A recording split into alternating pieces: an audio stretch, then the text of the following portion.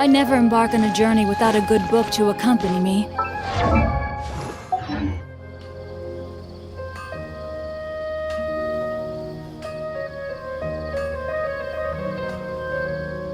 Trust me, just take my word for it.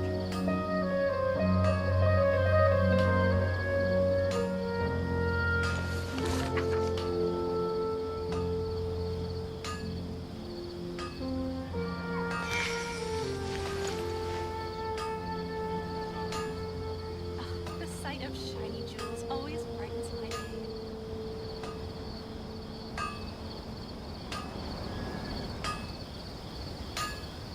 Trust me, just take my word for it.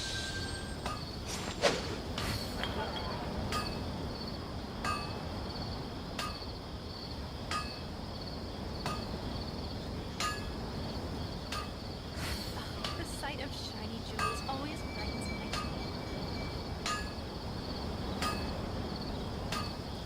'Twas on a deserted moonlit night that the hero approached the vile dragon's limpid lair.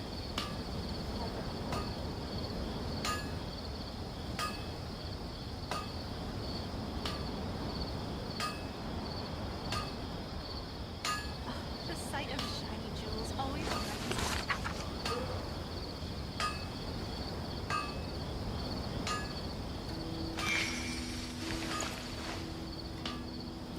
Trust me, just take my word for it.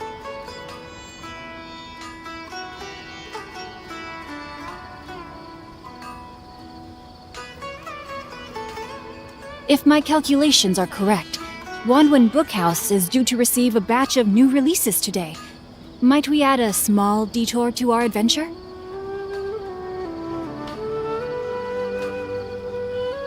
Trust me, just take my word for it.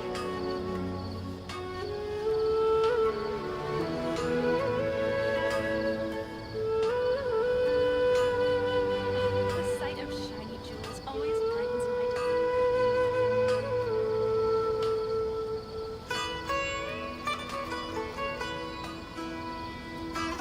Trust me, just take my word for it. 'Twas on a deserted moonlit night that the hero approached the vile dragon's limpid lair.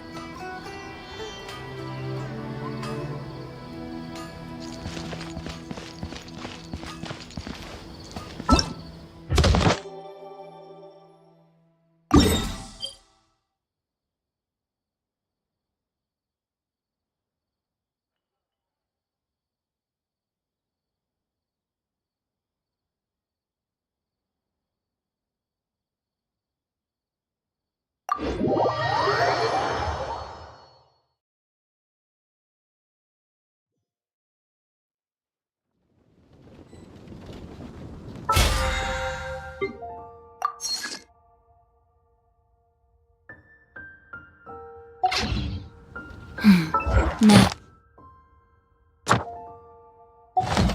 this is what I call a moment of solitude.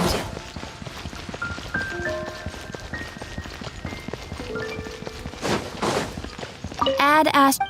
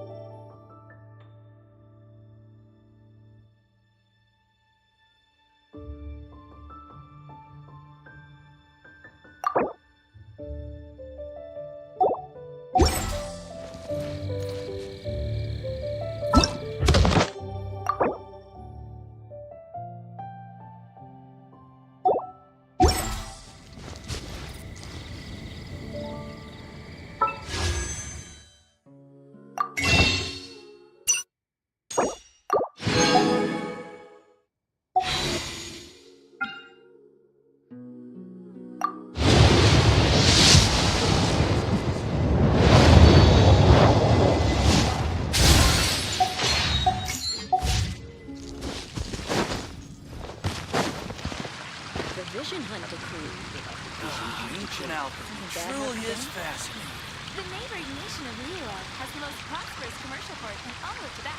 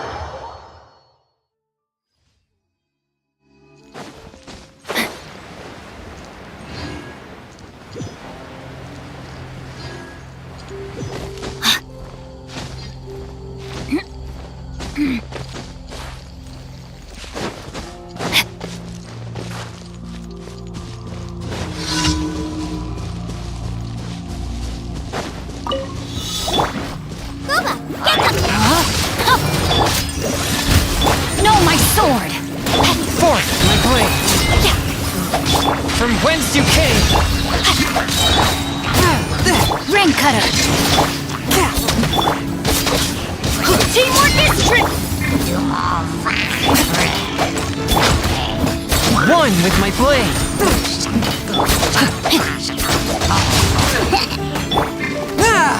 Eat this!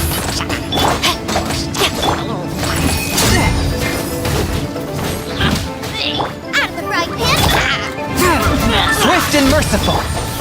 time to act. One with my blade!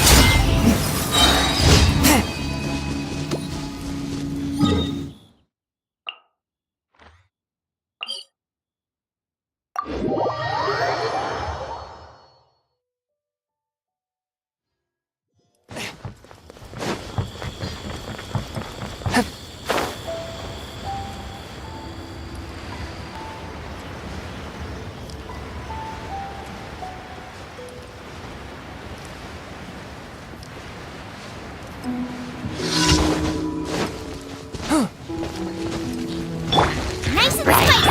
Spirit blade! Attack! Everybody stand back! Rain outlines your fate. Know my soul! A touch of frost! Forth, my blade! Let me weave you a verse. Out of the frying pan! From whence you came! You're toast! I'm going in! One with my blade! Rain outlines your fate.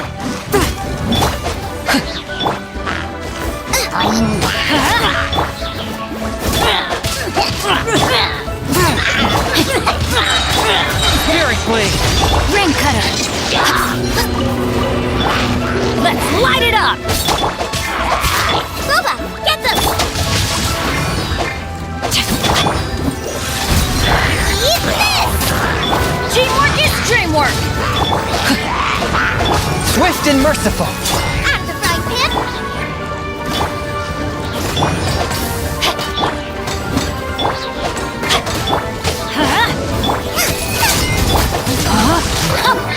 Rain outlines your fate. Let me weave. From whence Whence you came! Luba, get them! I'm going in! You're toast!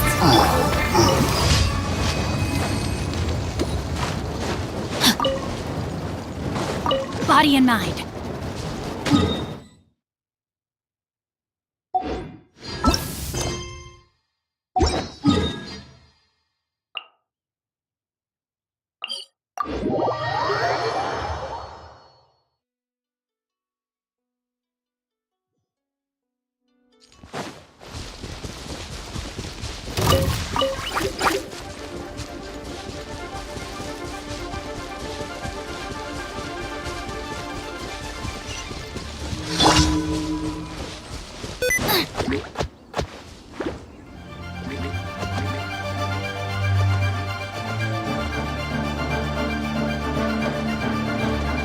Out of the frying pan! No, my sword! Witness the power. Forth, my blade!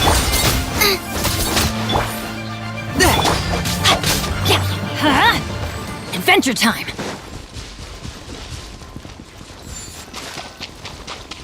Let's light it up! A touch of frost! Nice and spicy!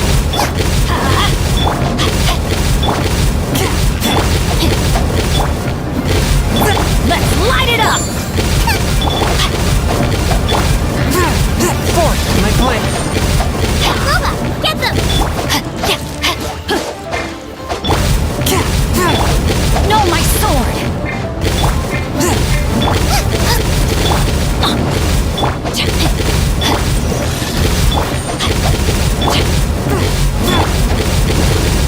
Nice and spicy! Spirit blade!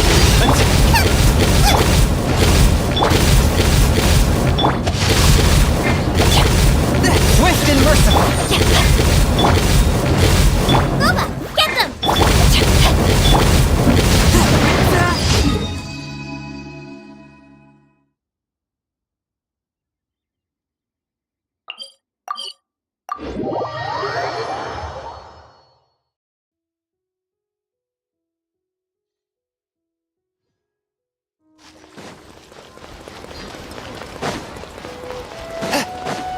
Add Thank you for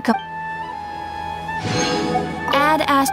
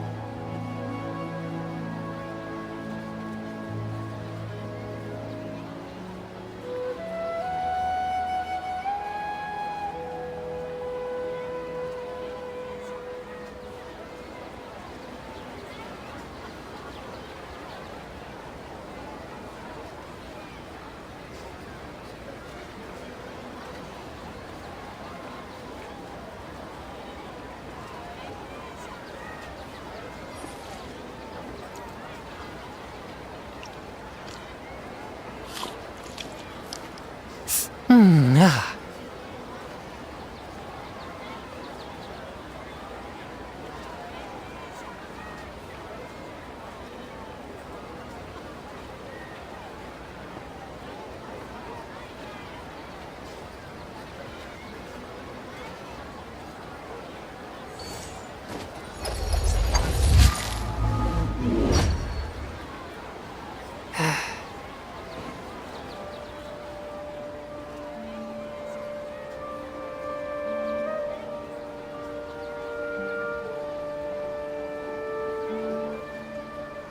Heart be pure, evil be erased, mind be purged, world be... I always forget that last part.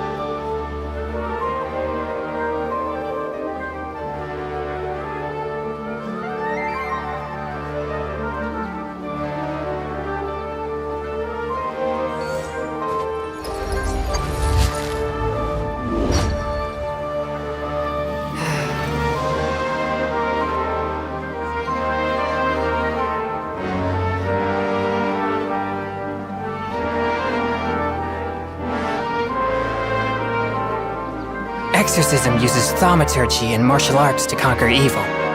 There are other means to the same end, but they are not the true way.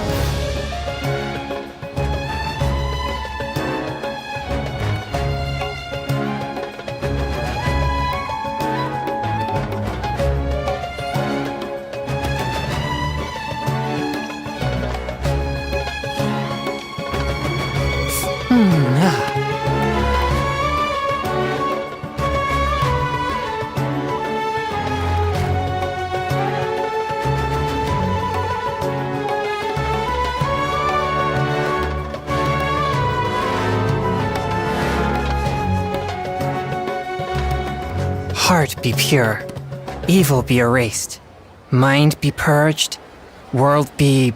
I always forget that last part.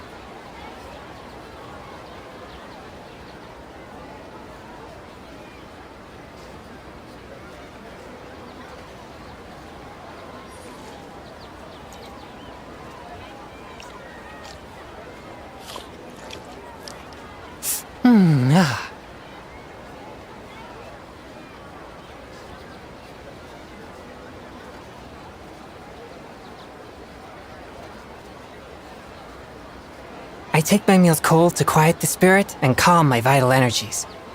Genshin infused water with ice is the most effective.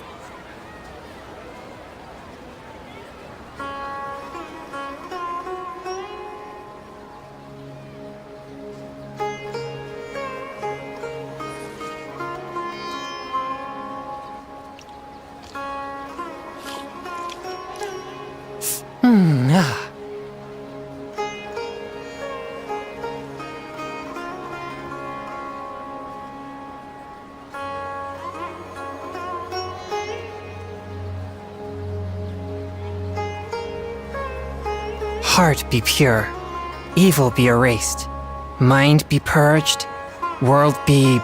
I always forget that last part.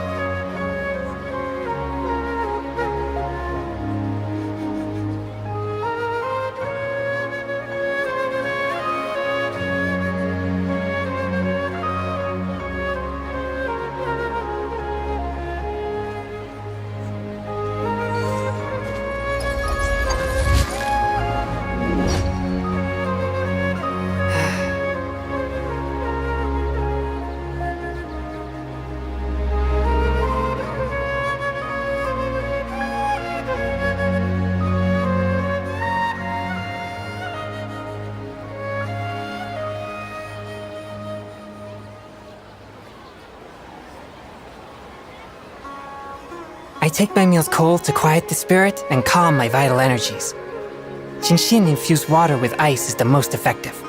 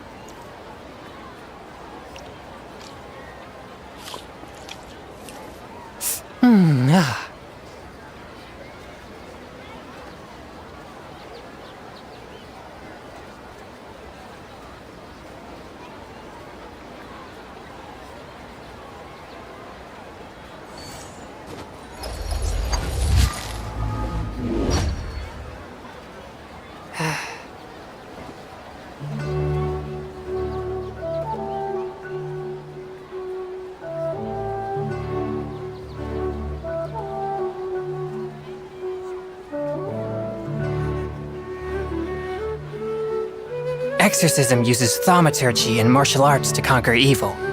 There are other means to the same end, but they are not the true way.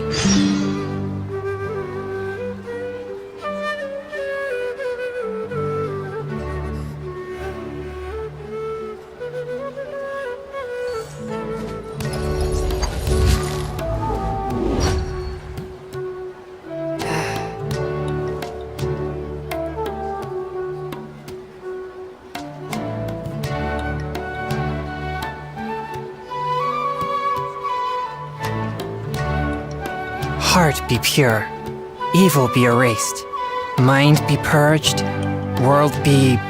I always forget that last part.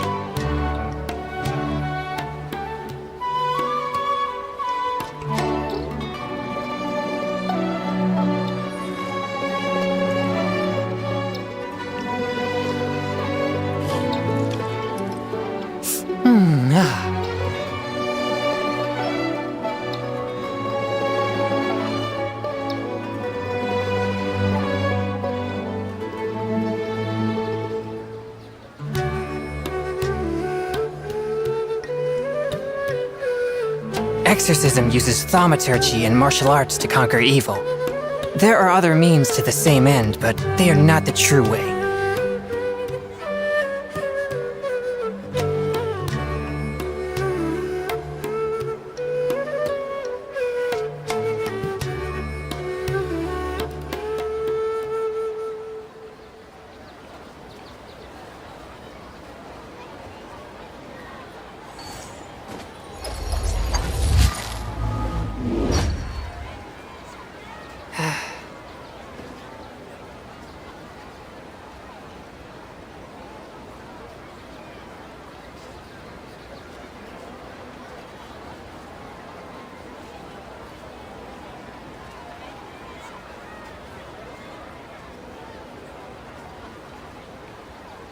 I take my meals cold to quiet the spirit and calm my vital energies.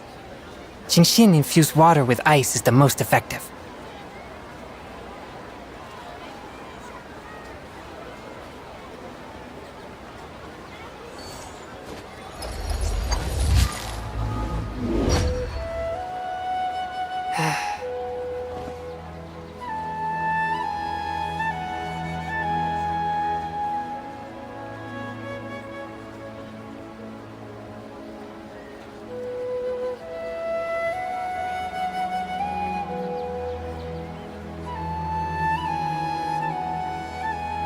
Heart be pure, evil be erased, mind be purged, world be...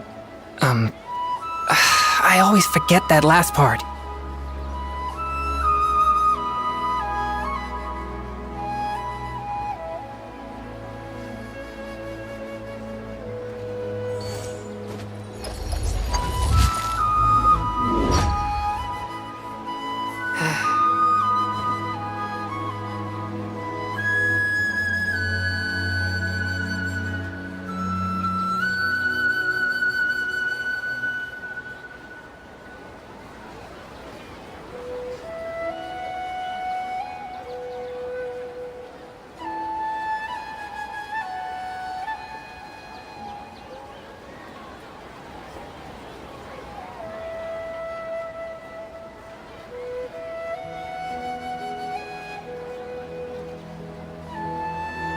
I take my meals cold to quiet the spirit and calm my vital energies. Genshin infused water with ice is the most effective.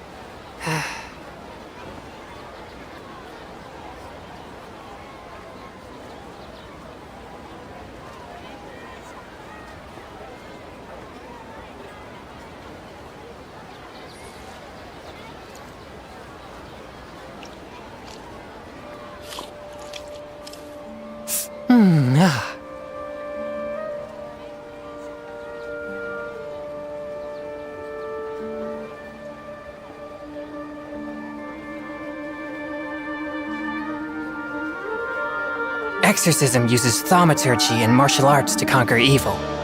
There are other means to the same end, but they are not the true way.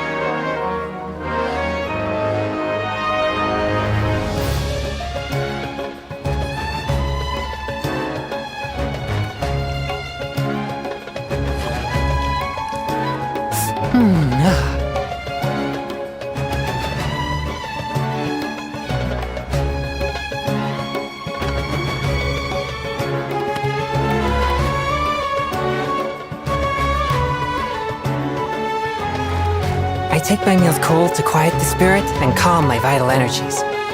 Genshin infused water with ice is the most effective.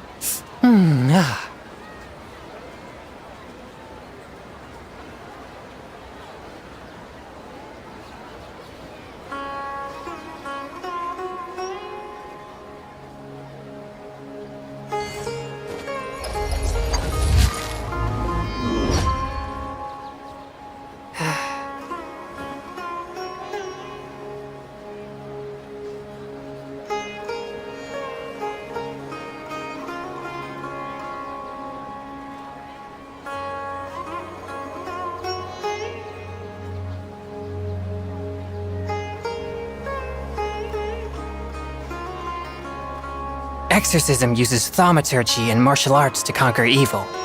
There are other means to the same end, but they are not the true way.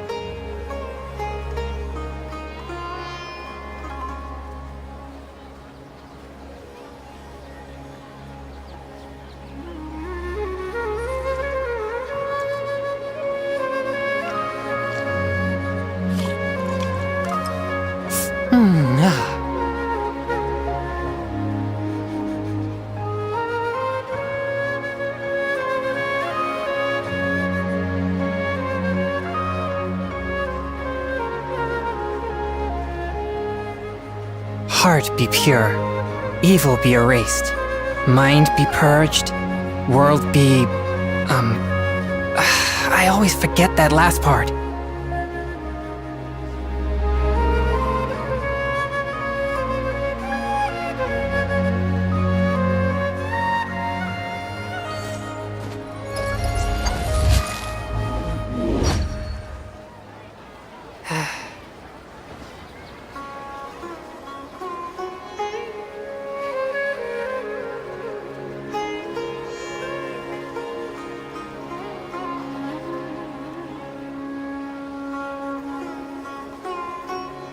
I take my meals cold to quiet the spirit and calm my vital energies. Genshin infused water with ice is the most effective.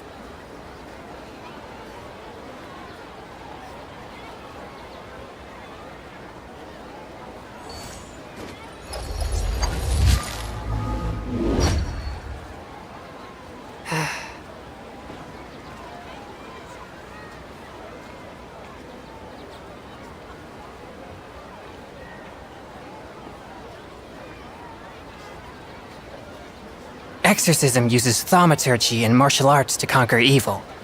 There are other means to the same end, but they are not the true way.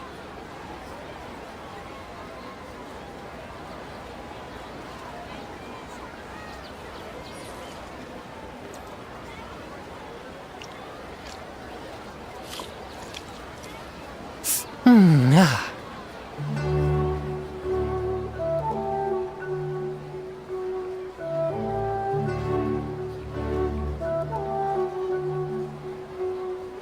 Heart be pure, evil be erased, mind be purged, world be... I always forget that last part.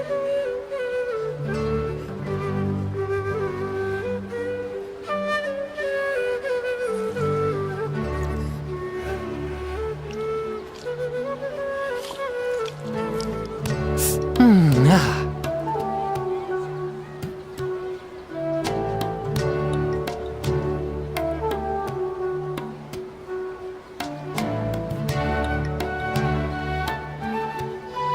I take my meals cold to quiet the spirit and calm my vital energies.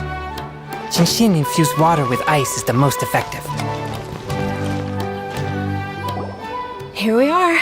It's also fairly close to where I've been staying. It looks really nice.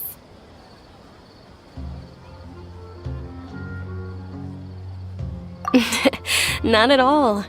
Just tell me more about your adventures when you next get the chance. That's Paimon's specialty. Paimon can tell you stories next time. Oh, if you don't mind, how about we all walk around together tomorrow? All of my friends will be working the festival, and Dia's still insisting on her covert protection. Yeah. It'll be pretty hard to relax and enjoy the festival if Dia's constantly hovering over you, right? Then let's meet at the nearby bazaar first thing tomorrow morning. Have a great night. It's a deal. Good night, Dunyarzad. I may be too excited to fall asleep tonight. See you tomorrow. Paimon's starting to really look forward to the Sub-Zero festival too. Will there be lots of yummy food? Oh, no. Thinking about food is just gonna keep Paimon up all night. The earlier we sleep, the better. Let's go inside, traveler.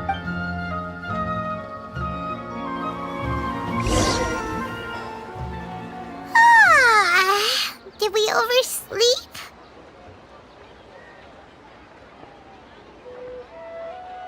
We should go meet Dunyarzad right away.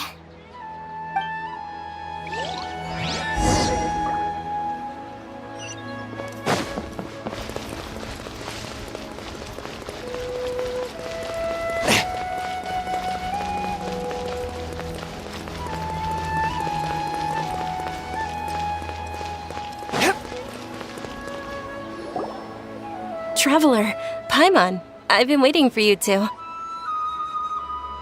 Good morning, Dunyarzad. We must have overslept a little bit. Not at all. I arrived early. Today is finally here. I must cherish every moment as if it were gold. You've worked so hard for this day. You gotta enjoy it to the fullest. You know it.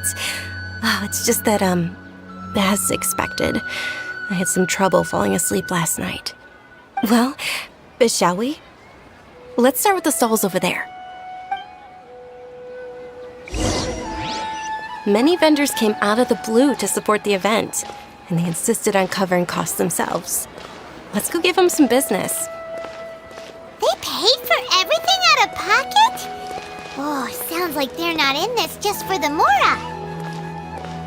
They all said that contributing to a lively festival atmosphere is more important than money. Especially since we don't often get to celebrate Lesser Lord Kusanali's birthday. Ooh, they're selling food over that way! Let's go take a look! This is a stall offering foods from the Haftmewa feast. Oh, you could tell straight away. I thought most people nowadays wouldn't know. Mushrooms, flowers, and all kind of fruit? It's all vegetarian stuff. Oh, Paimon's a little disappointed.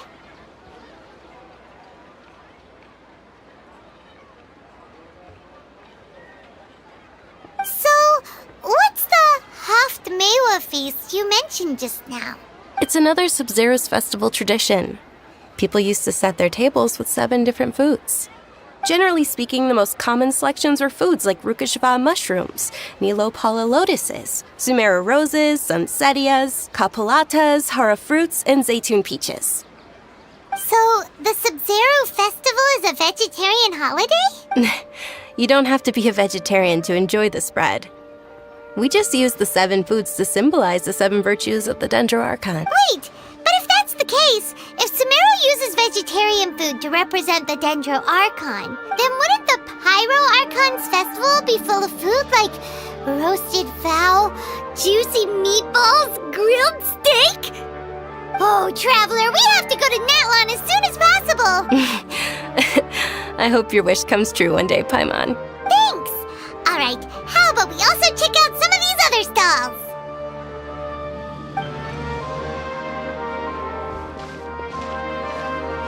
Dear customers, would you like to try your hand at alchemical divination? What's alchemical divination? Those two things sound like they'd be fun to try together. Right? I thought the same when I first heard about it. It is said to be a mysterious craft invented by none other than Lesser Lord Kusanali herself. So, how does it work? It's quite simple. After you give me any 2 alchemical reagents, I'll use them to perform a random transmutation. Sure sounds random. So random that it will probably fail. That is precisely what we need. After the transmutation fails, your one and only diviner here will interpret the remnants. Well, according to Lesser Lord Kusanali, everything is interconnected, and all that occurs can be traced back to fate. You could say this is a pearl of old wisdom. Why does everything sound so much more credible when Dunyarzad says it? Are you guys working together? So that's the true wisdom behind it. This young lady sure knows her stuff. So, how about it? Want to give it a try?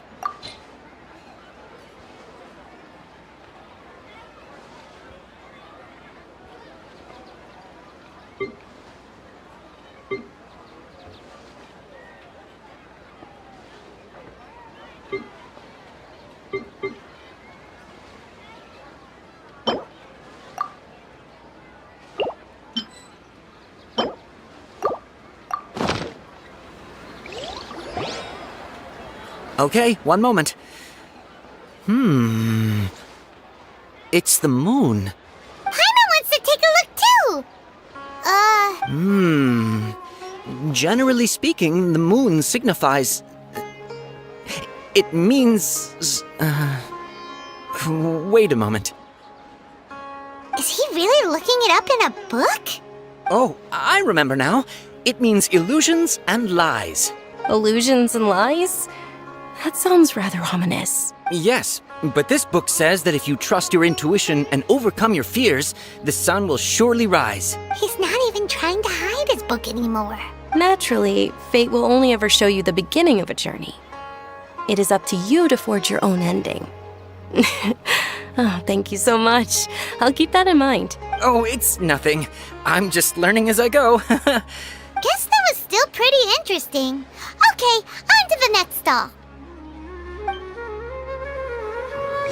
They say the Sub-Zero's festival was very lively a long, long time ago. Large flower carriages used to parade through the city. As they headed towards Port Ormos, people would throw flowers, candy, and liquor all along the way. Dunyarzad's eyes are sparkling right now. I wish I could have seen that spectacle. But if you ask me, I'm sure Nilu's dance of Sub-Zeros would be just as impressive.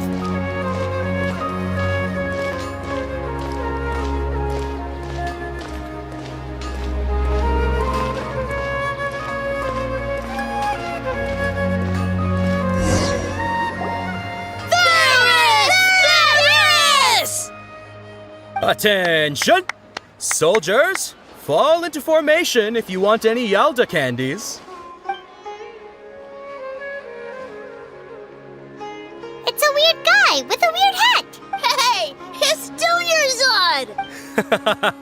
Miss Dunyarzad, the children love you even more than the Yalda candies. In the few short days it took to prepare for the Sub-Zero's festival, the children have all grown very fond of you. The Hallowed Knight of Flowers. It's an honor that you know my name. Attention! In the name of Ferris, the Knight of Flowers, I commend you on your contributions to the glorious Sub-Zero's festival. All right, little soldiers, take your Yalda candies and don't forget your loyalty to Lesser Lord Kusanali. Dismissed! Yes, Knight Ferris! Just what is going on here? Ferris, the Knight of Flowers, is another Sub-Zero's festival icon, and one immensely popular with children. In the past, It's all thanks to Miss Dunyarzad's sponsorship that the children can make such wonderful memories today. as are we to you, Vihar. Oh, not at all. Oh, speaking of tradition, do you want some Yalda candies? They're a festival staple, and I happen to have some boxes readied here. Take a look and pick whichever one you want. Whichever one. Don't these boxes all look the same? That is the fun part. Each box contains a random flavor. It's up to the luck of the draw. Flavors include lavender melon, hara fruit, sunsetia. Ooh, those all sound pretty good. And there's also lizard tail and oni kabuto. Huh? What's up with those two flavors? Oni kabuto is a little spicier than lizard tail. Dunyarzad, you tried them before? Traveler, help Paimon pick one. Paimon wants this and it's alright. Paimon believes in you. I also believe in your intuition. Great! These boxes of candy are numbered 1 to 5 from left to right. Which one do you want?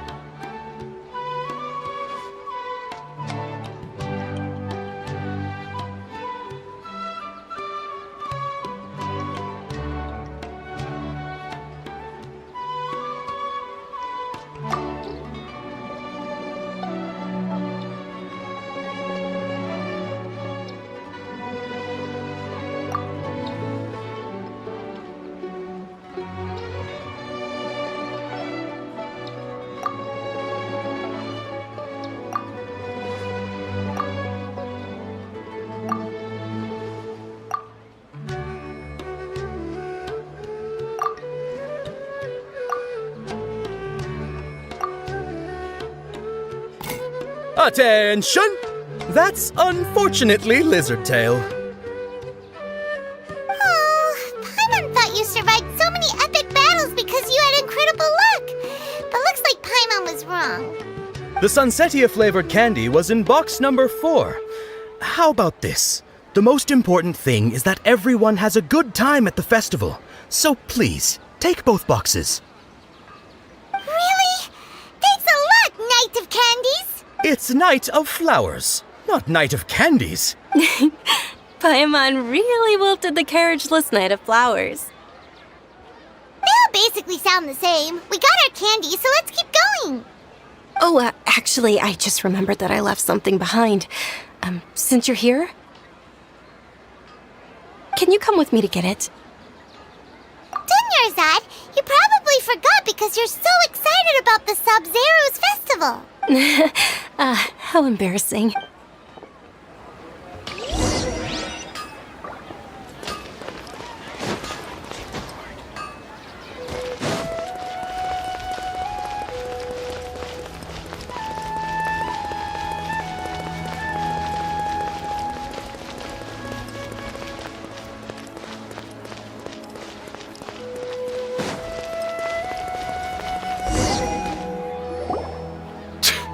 We're too late. Who knew the little lady was such an early riser? I know, right? Hey, wait a minute. Boss, isn't that her? Oh, that most certainly is. We're in luck. She's walking right into our clutches. Those Eremites don't look like they're up to any good. Who are you? I don't believe the Homayanis hired you. That's right. We haven't received any of their mora, but I wonder how much the Homayanis would shell out to get you back. They're a gang of kidnappers! Traveler, hurry and protect Dunyarzad! Hey, did you scumbags even consider that the Homayanis might have hired a merc that outclasses you? You're Dia! Dia the Flame Mane!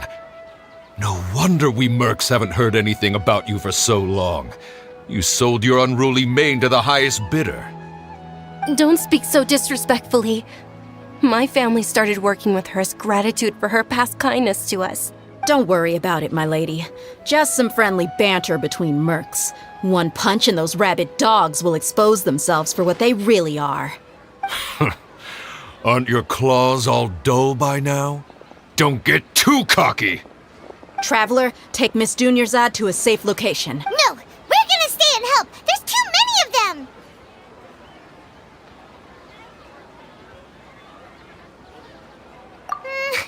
You're right. Alright, fine. Please be careful, Dia. Don't waste your time worrying about me. This is my job. Look out for yourself. After I've wiped the floor with them, I'll go find you all.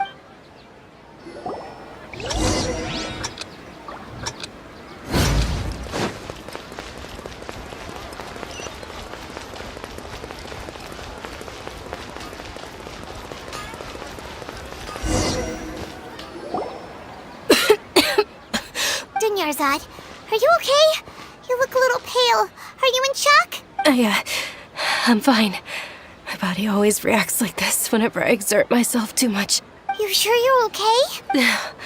I'll be fine after some rest. I'm more worried about Dia. After all, none of this would have happened if I hadn't insisted on coming out today. Yeah, don't worry.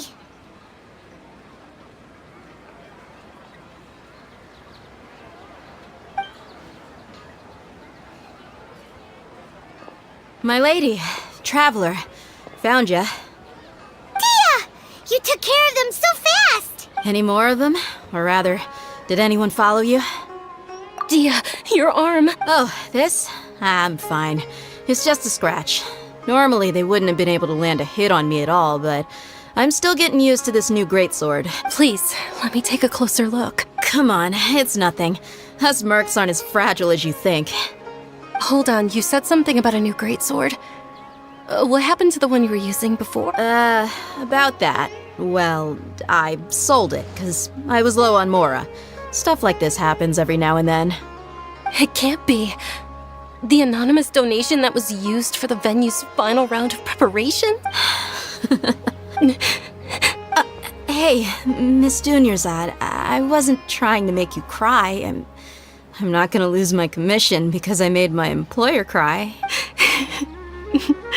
Okay, making your employer cry won't affect your commission, but selling your weapon without permission and getting hurt? I'll have to reevaluate your performance. You're so unreasonable, my lady. Thank you very much, Dia. Don't be like that. I get embarrassed really easily.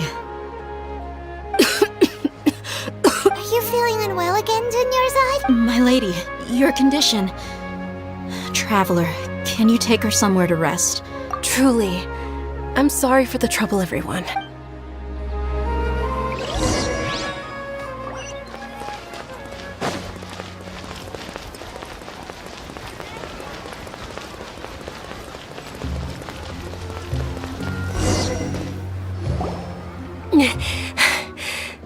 Are you feeling better, Dunyarzad?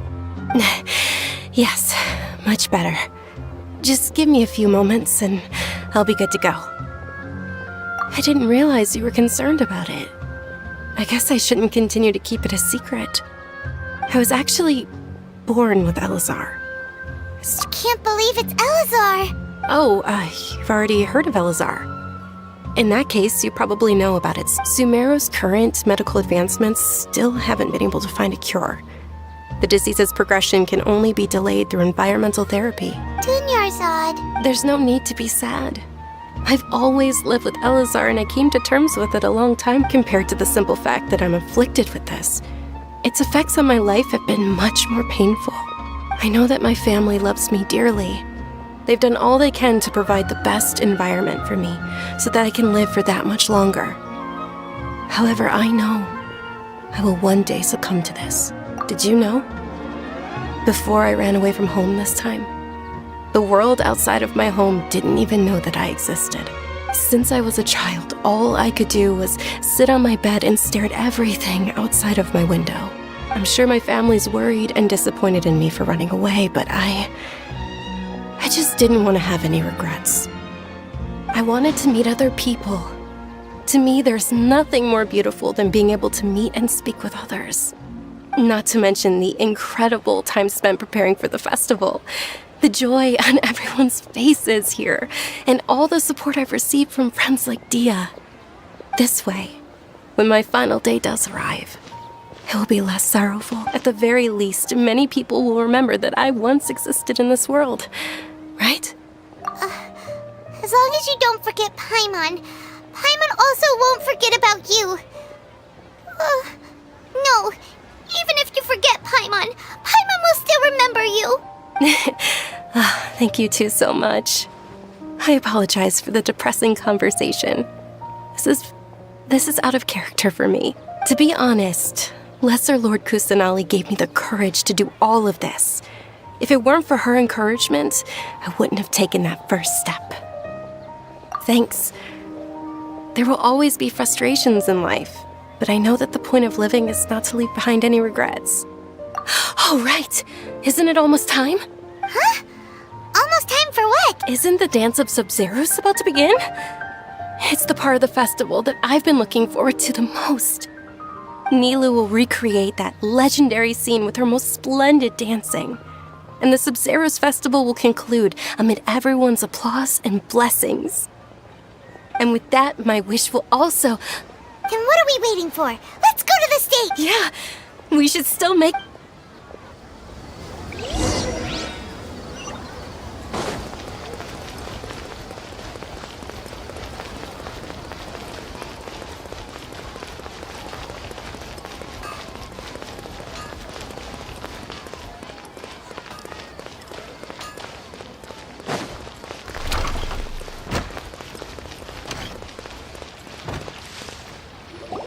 Were you not aware that the law prohibits this type of performance from taking place without prior permission? Over there! Someone's yelling at Nilou! I think I just saw the Academia's Grand Sage. Why is he here in person? But the Dance of Sub-Zeros is one of the key parts of the Sub-Zeros festival. If we can't perform it... The Sub-Zeros Festival. The law also prohibits the private hosting of large-scale religious festivals. Only the Academia can host such an event. If you continue to resist, we will have to order an investigation into every single event organizer. The Grand Sage has already granted you much leniency. I advise that you exercise tact.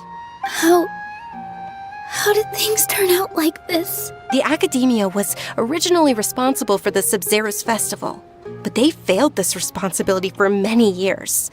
I need to speak with them.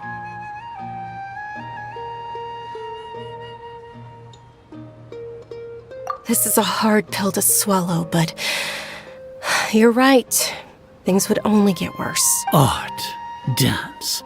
Aren't you ashamed of pursuing such frivolous and meaningless activities in this land of knowledge and reason? Our Archon created the utopia that is Sumeru City for all scholars who sought validity, verity, and truth, while people like you wish to defile it.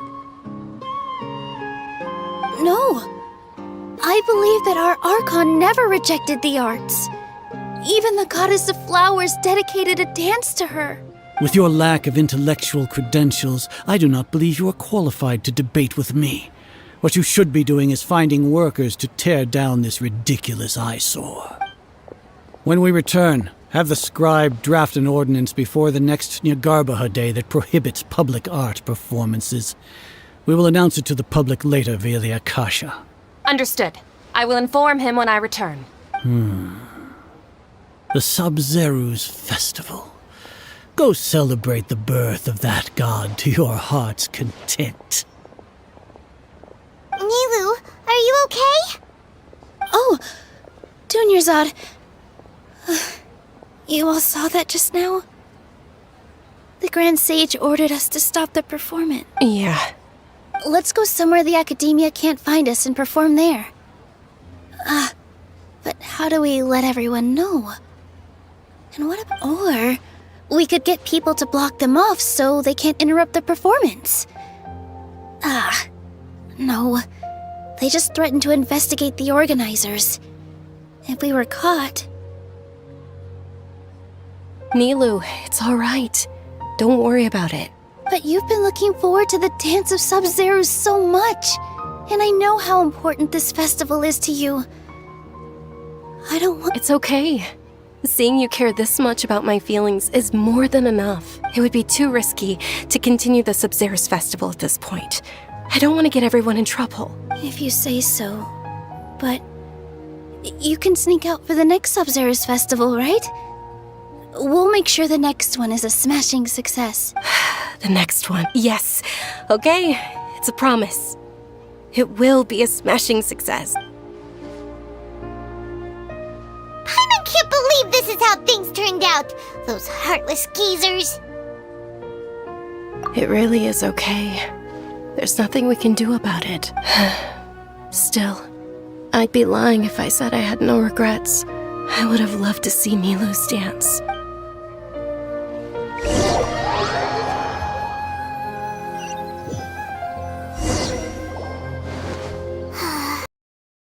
A lot happened today.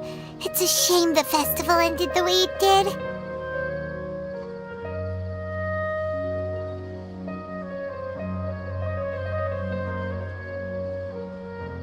Nilo and Dunyarzad promised to make the next Sub-Zero's festival a success, but Dunyarzad is running out of time.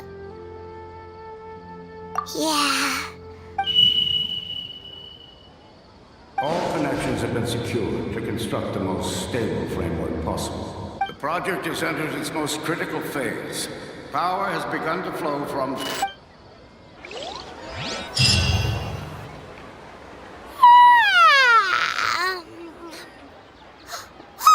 We're gonna be late! It's all because you wouldn't get out of bed! We should go meet Dunyarzad, right?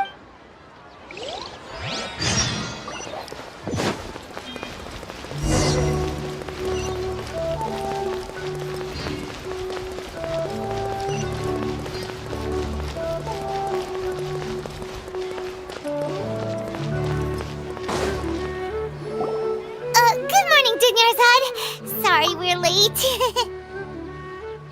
Not at all. I arrived early. You seem kinda tired. Did you not get enough sleep? I'm doing well. There's no need to worry. Shall we go? What? Sure! Traveler? Why are you just standing there? Let's get going!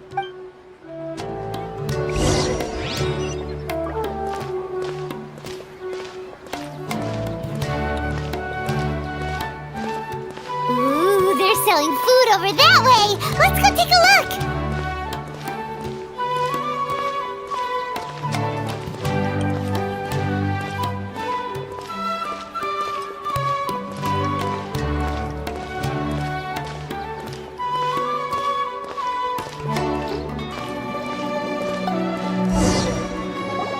This is a stall offering foods from the Haftmewa feast. You are quite well informed, miss. I thought most people nowadays wouldn't know. They're all plants! Oh, Paimon's a little disappointed. Actually, what is the Haftmewa feast you mentioned just now? It's one of the Sub-Zero's festival's traditions. People used to set their tables with 7 different foods to symbolize the 7 virtues of the Dendro Archon. Appear to be in the form of the moon. Really? Paimon thought it looked like some kind of food. The moon signifies... It's escaping me for now. Wait a minute. Is he really looking it up in a book? Oh, right. It means illusions and lies. But if you trust your intuition and overcome your fears, the sun will surely rise. Understood. I'll keep that in mind. Oh, it's nothing. I'm just learning as I go. Guess that was still pretty interesting. Okay, on to the next stall. So, where to next?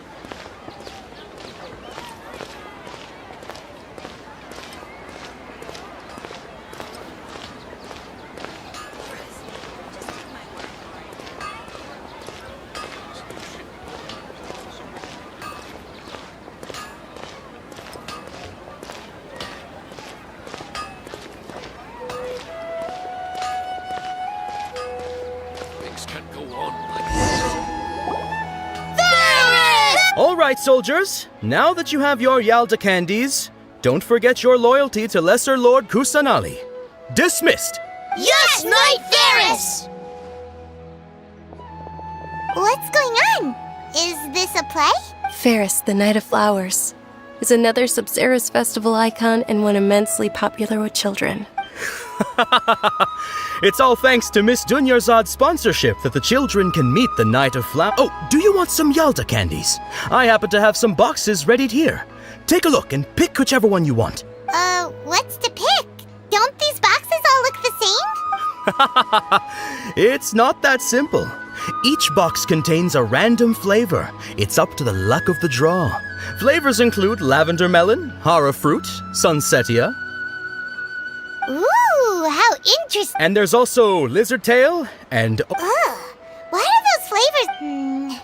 Traveler, help Paimon pick one. Great! These boxes of candy are numbered 1 to 5 from left to right. Which one do you want?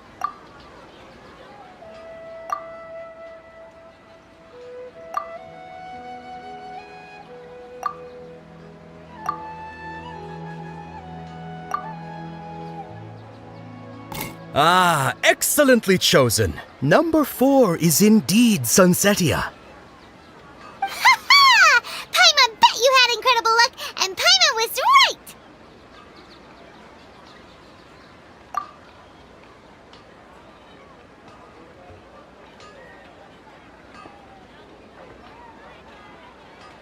Huh?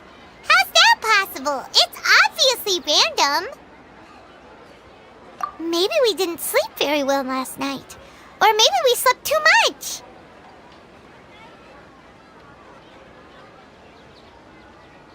Oh, sure. Huh? Where are you going? You're just gonna walk off like that?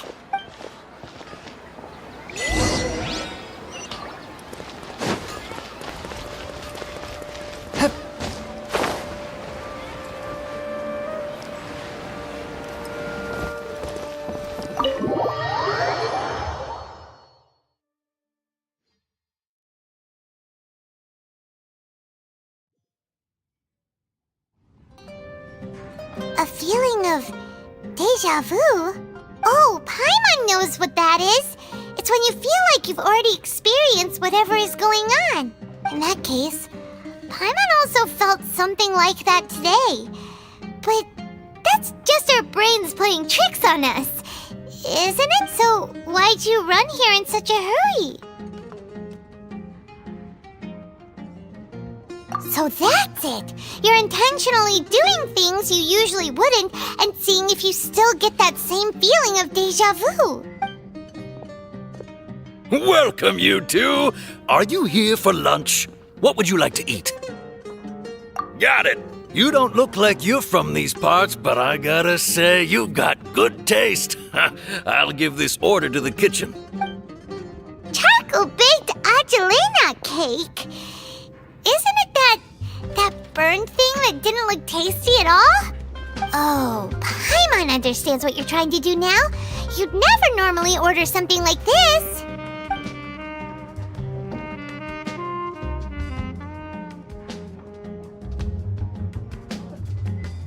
That thing? Are you really gonna eat it? Isn't this going a bit too far?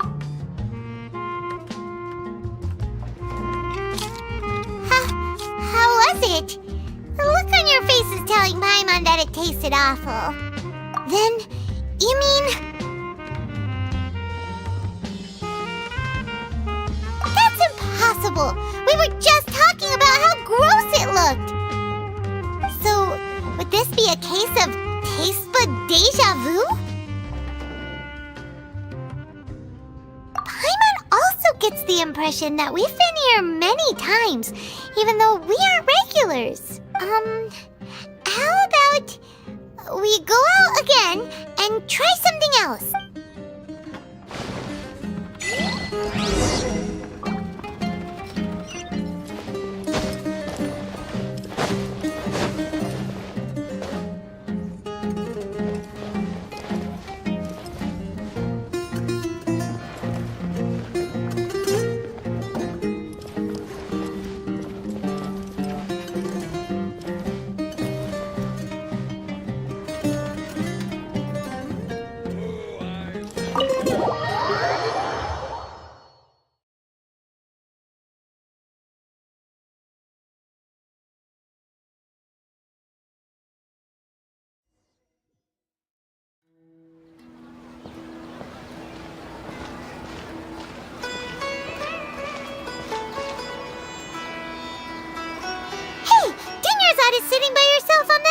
over there.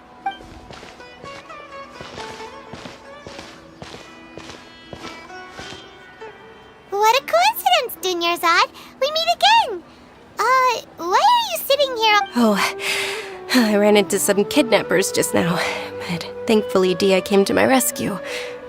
I started to feel unwell after that, so I sat down here. Kidnappers? Oh my goodness, are you hurt? I'm okay. Dia's arm got scratched, but it isn't serious. Whew, that's a big relief. But, Dunyarzad, you seem a little down today. It's the Sub-Zero's festival, and you've been looking forward to it so much! Not at all. I've always been like this. Excessive physical exertion or strong emotions tend to aggravate my illness. Besides, no matter how amazing today may be, it is but a single day. After however many more days, my time will come to an end. Paimon doesn't quite follow you, and Paimon feels like something's really got you down right now. It really is fine. I don't mind.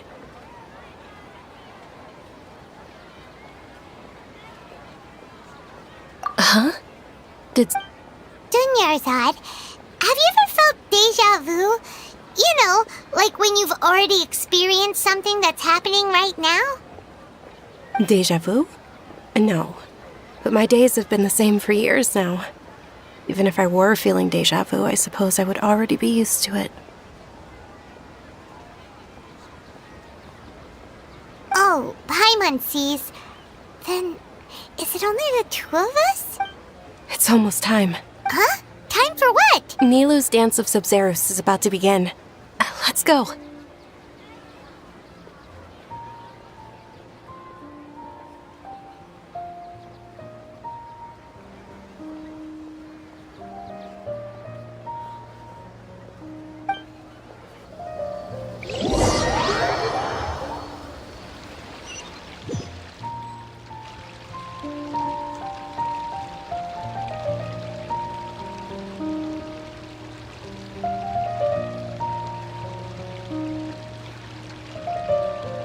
With your lack of intellectual credentials, I do not believe you are qualified to debate with me. What you should be doing is finding workers to tear down this ridiculous eyesore. When we return, have the scribe draft an ordinance before the next Nyargarbaha Day that prohibits public art performances. We will publicly announce it later through the Akasha. Understood. I will inform him when I return.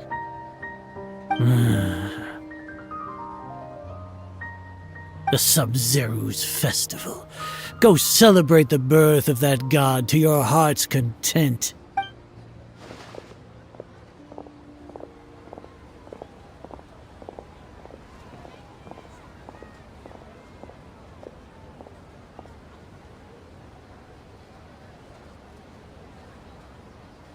Nilou, are you okay?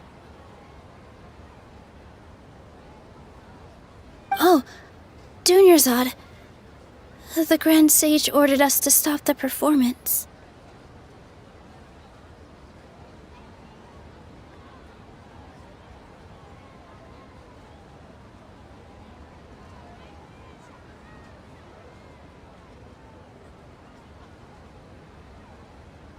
It's okay. There's nothing we can do about it. But you've been really looking forward to this. I don't want you to have any regrets. It truly is unfortunate, but I don't want to cause trouble for anyone. Didn't the Grand Sage say that he might investigate the organizer? True, but... Well, okay. I'll just have to try again next year. The next festival. I probably won't be around by then. Wait, what did you just... No, nothing. I'll be heading back to rest. Thank you for your help, everyone. Paimon can't believe what those heartless geezers did!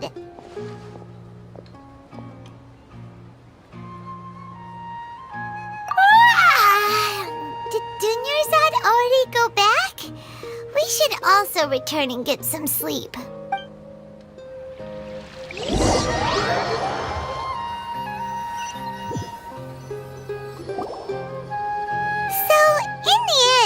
You still couldn't figure out what that déjà vu feeling was all about? because of exhaustion. Same here. That's why Paimon stopped thinking about it halfway through the day. Then, how about we settle in and get a good night's sleep? For now, we can chalk things up to exhaustion. We can do more thinking tomorrow.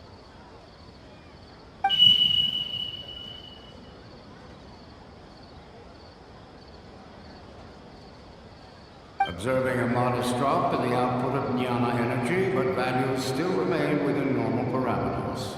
Continue to monitor for variances in the data and find the cause as soon as possible.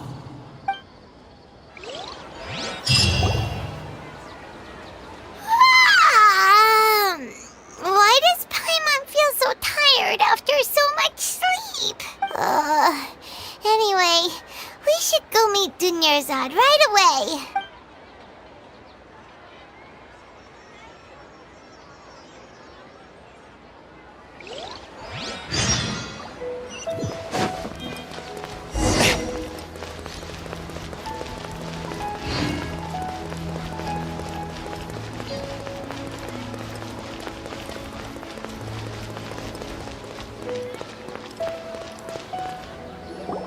Good morning, Dunyarzad. Sorry to keep you waiting.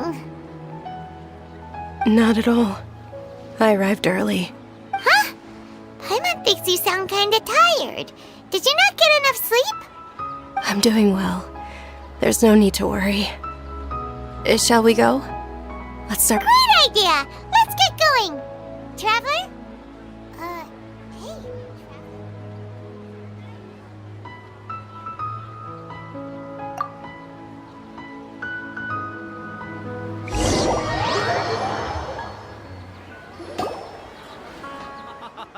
It's all thanks to Miss Dunyarzad's sponsorship that the children can enjoy the Sub-Zero's festival. Oh, are you interested in Yalda candies? I have some boxes of candy here. Pick whichever one you want. Not much of a choice. All these boxes look... It's not that simple. Each box contains a random flavor. It's up to the luck of the draw. Flavors include lavender melon, hara fruit, they all sound pretty tasty. And there's also lizard tail and... Huh? What were those last two? He'll help me choose.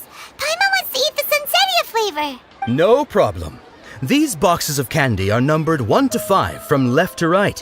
Which one do you want? Oh, I like your confidence. No hesitation at all.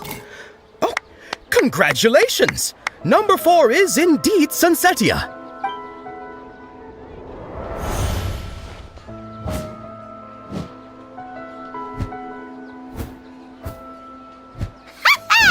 Paimon knew he always had incredible luck.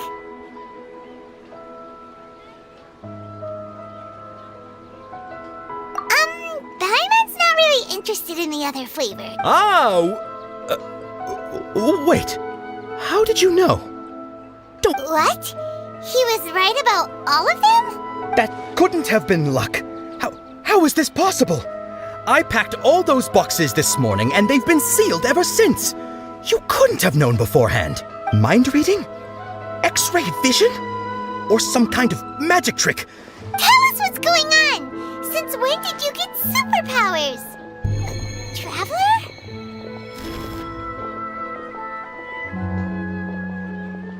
Hey, where are you going?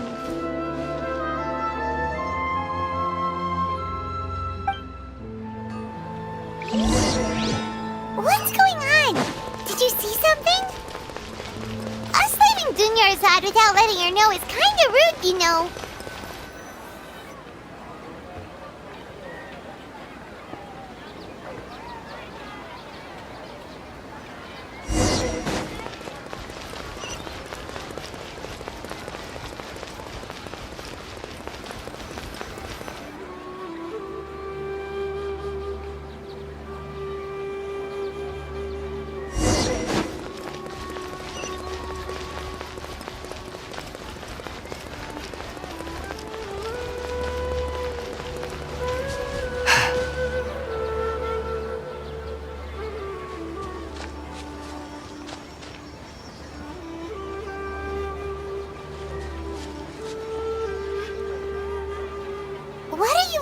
for?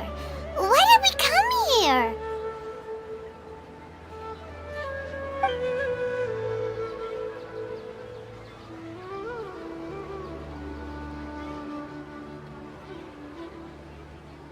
Traveler?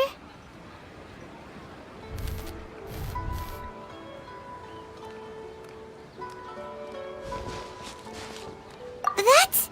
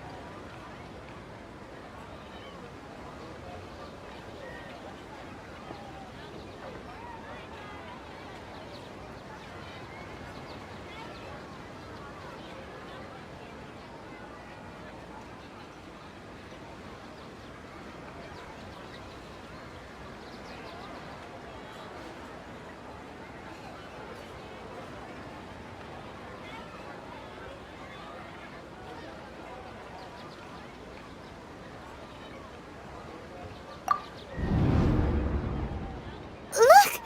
That's... Isn't that Dunyarzad? What's happening here? Why are there two Dunyarzads?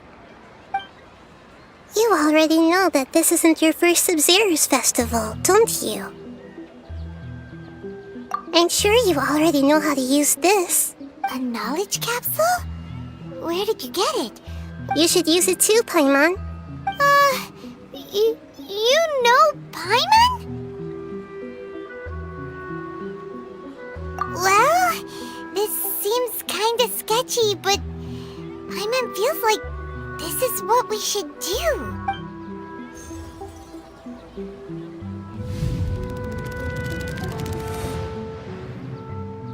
What the? This is our 20th time at the Sub-Zero's festival? Huh? No. The 30th? 40th? Just how many... Have we been trapped in a single day? If it weren't for you, we wouldn't have even realized.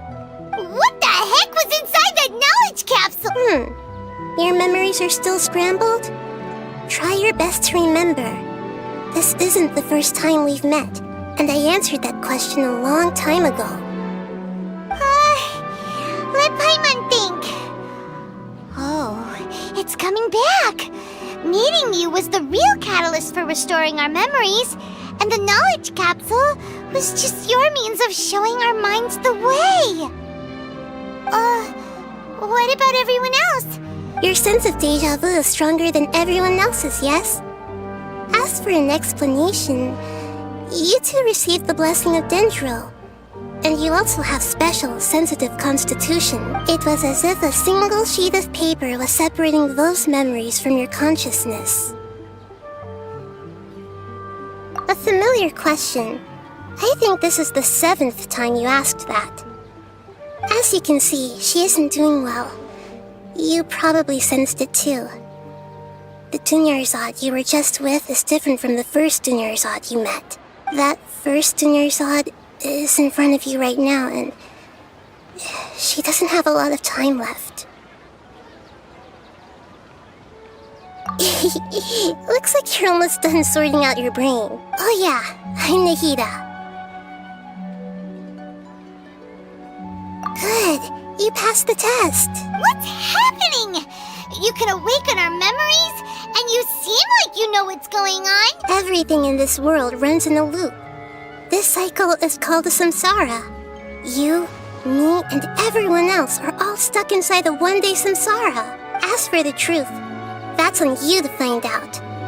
If you were told the truth instead of discovering it yourselves, it would literally blow your minds. I don't know how you'd be after that. I can only give you surface level help, like bits of information and subtle hints. For the rest of the time, I'll be doing all I can to slow down Dunyarzad's illness. She looks like she isn't doing well at all. Her illness gets worse after each Sub-Zero's festival. If we can break out of the samsara, I might be able to save her. But as things are right now, she's just a small bird in the sky that's about to lose its last feathers. All I can do is raise a gale to delay her fall. You sure love to use weird analogies. Analogies are wonderful tools. They let you use existing knowledge to understand unfamiliar things. Okay, so, with what you know so far, what do you think the truth is?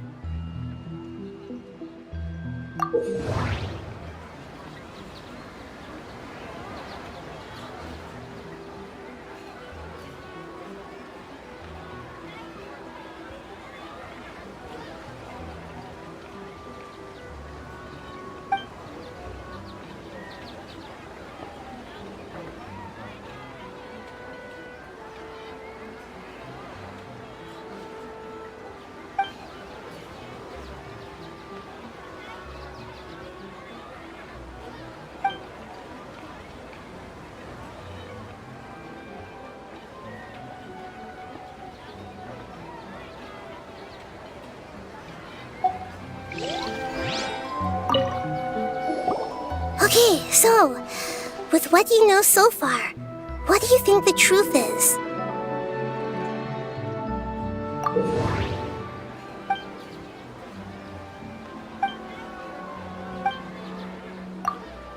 What's happening right now seems to have happened before. This feeling has been getting stronger and stronger.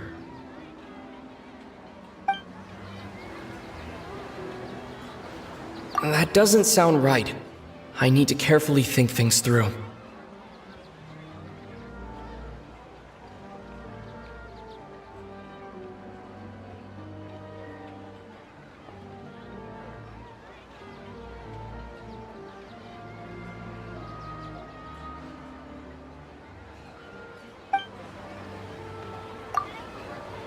The moon, illusions, and lies. What do they all mean? That doesn't sound right. I need to carefully think things through.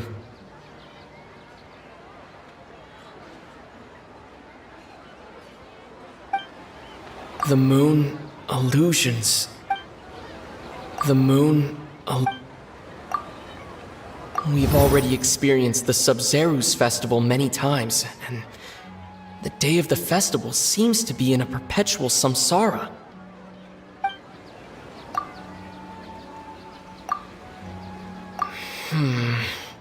I can't seem to cohesively piece everything together.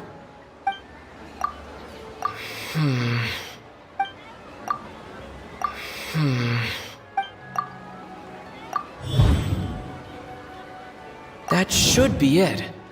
The flow of time is endlessly cycling within one single day. That should be it. A time loop. You've given similarly wrong answers in the past. A pity. Still the wrong answer? Paimon thought that made a lot of sense. It feels like time's just repeating itself. A simple time loop can't explain some of the phenomena. You two are still missing a lot of information. Unfortunately, I can't give you any more hints. Dunyarzad! The Sub-Zero's festival is happening every day, but that doesn't mean we can waste an infinite amount of them.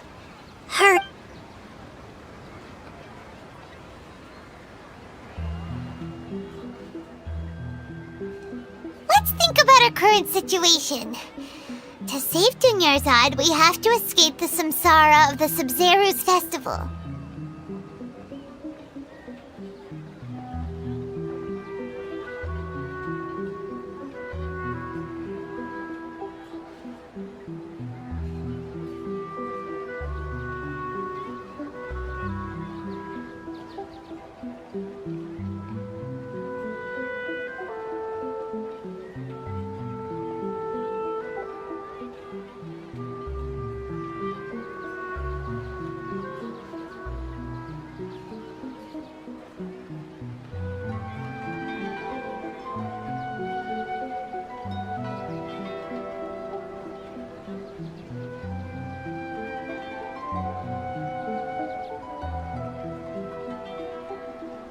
And to do that, we need to figure out what's happening. The truth.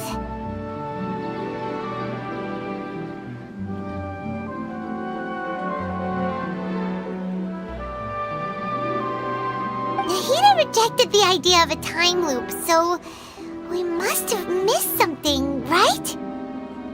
Paimon's memories say that we've already done this many times, but let's go talk to people again. It's more productive than sitting here and scratching our heads.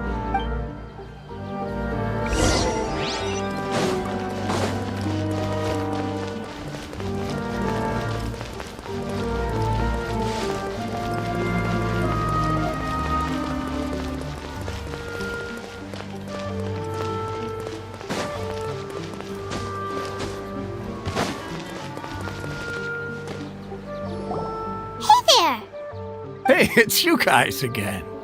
Where's your cultured friend? I see. Did you come back to buy something? I guarantee the freshness of my products. I harvested them from the forest just yesterday. Huh? What brought this about? I hurried back from the forest yesterday, and I'm selling produce here today. I haven't felt anything strange. To put it another way, if you really think about it, was yesterday truly yesterday? Did you actually come back from the forest yesterday? What kind of philosophical nonsense is this? Are you two daydreaming? Didn't you know that no one dreams in Sumeru? Go somewhere else if you want to find someone to daydream with. He actually has a point. Is this a dream? Is everyone dreaming?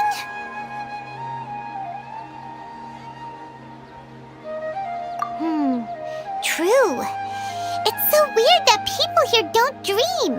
Why is that? Anyway, if this all really were just a dream, we would have woken up a long time ago. Let's keep asking around.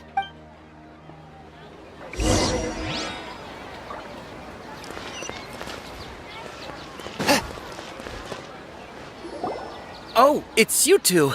Was my divination so accurate that you felt compelled to compliment me in person?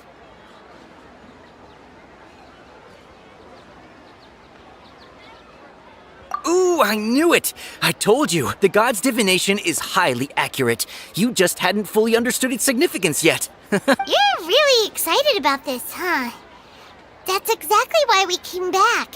Help us better understand it. Help you better understand it? Well, that isn't exactly what I excel at. So, you're admitting that you don't have a clue? Anyway, what kind of situation did you get into?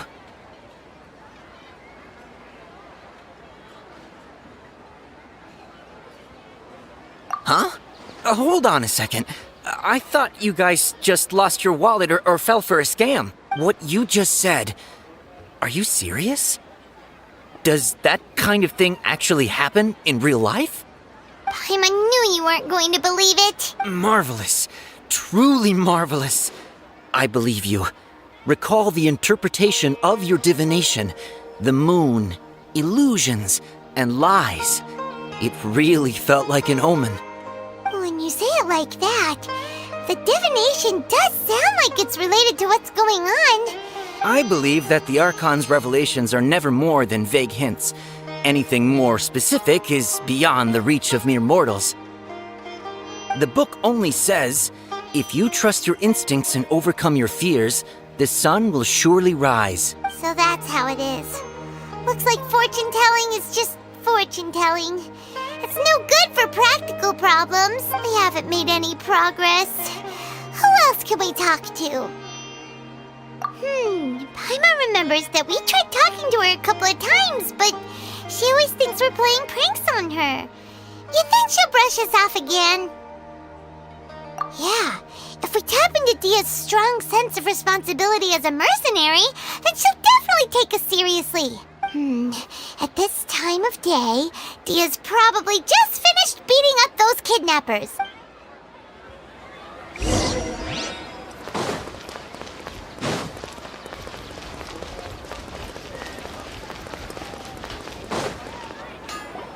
I'm fine, my lady. It's just a scratch. Perfect timing. Both of you are here. Paimon, Traveler, you came at just the right time. Listen, there was a dangerous Huh? You saw? Then why didn't you jump in earlier? If someone was protecting Miss Dunyarzad, I could have went all out. Anyway, can you do something for me? You want the Traveler to take Dunyarzad somewhere to rest up while you check to see if there's still any kidnappers around. Did Paimon get that right? How did you know what I was going to say? We need to say something convincing.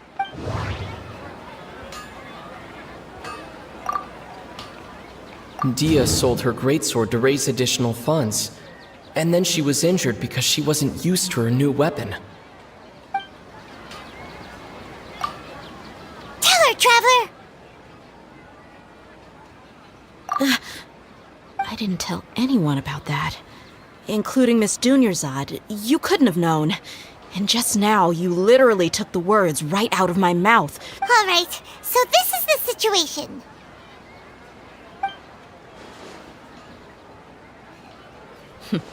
It's kinda hard to believe what you just told me. First, let me make something clear. Most of us desert dwellers might not be the scholarly type, but we do have basic common sense. She's quieter than usual. Uninterested in anything and really gloomy. Yeah, she isn't the same as before, but her parents said that this is how she was like at first. Huh? I don't quite understand what you're all talking about. I'll go rest on the bench over there. My lady, are you angry?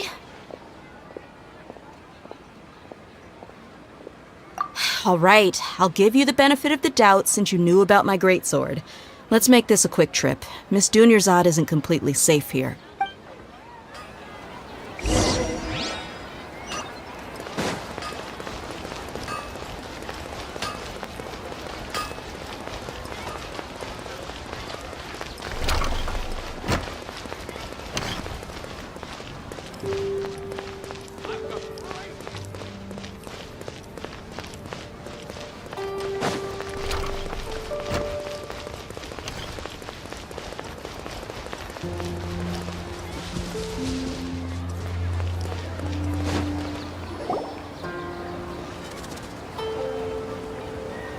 Nahida! We brought a friend! Are you busy?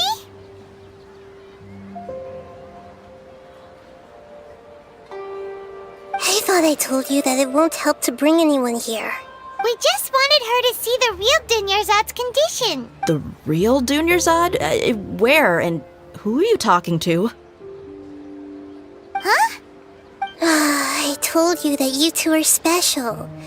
Other people can't see me or Miss Dunyarzad here.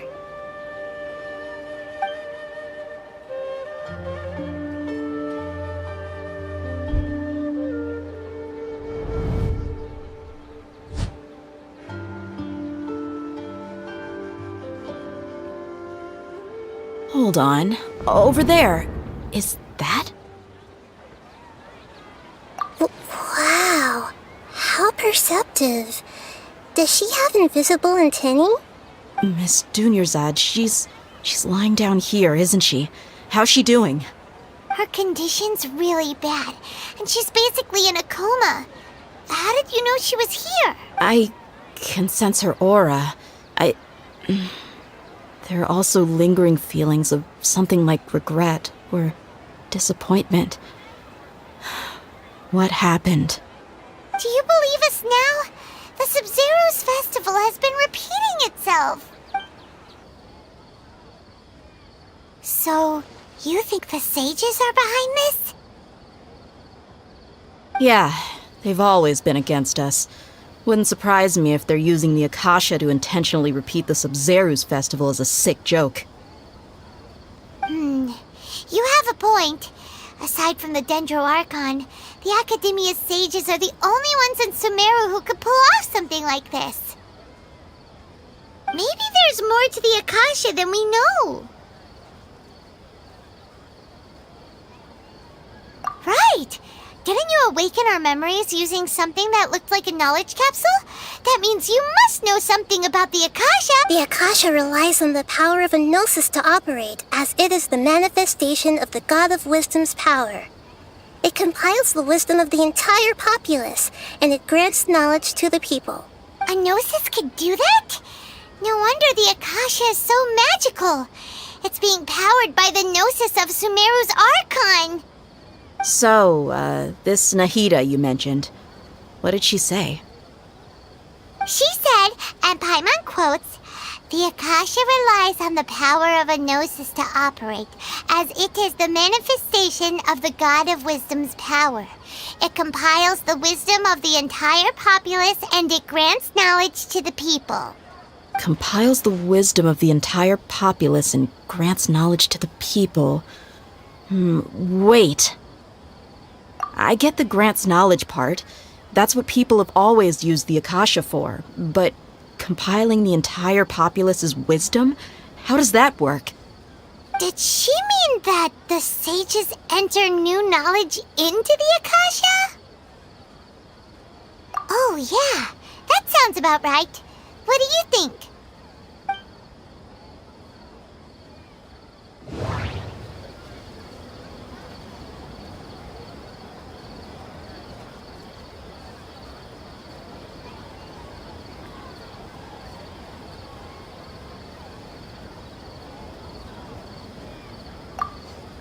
People in Sumeru don't dream. What a strange phenomenon.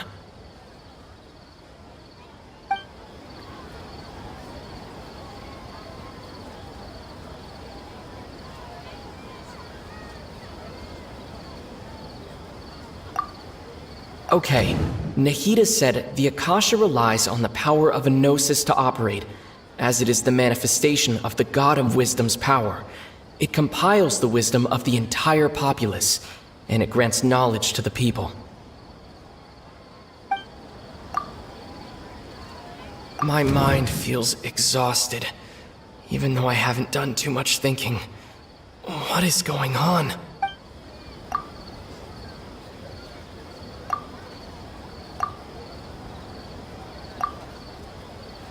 That doesn't sound right. I need to carefully think things through.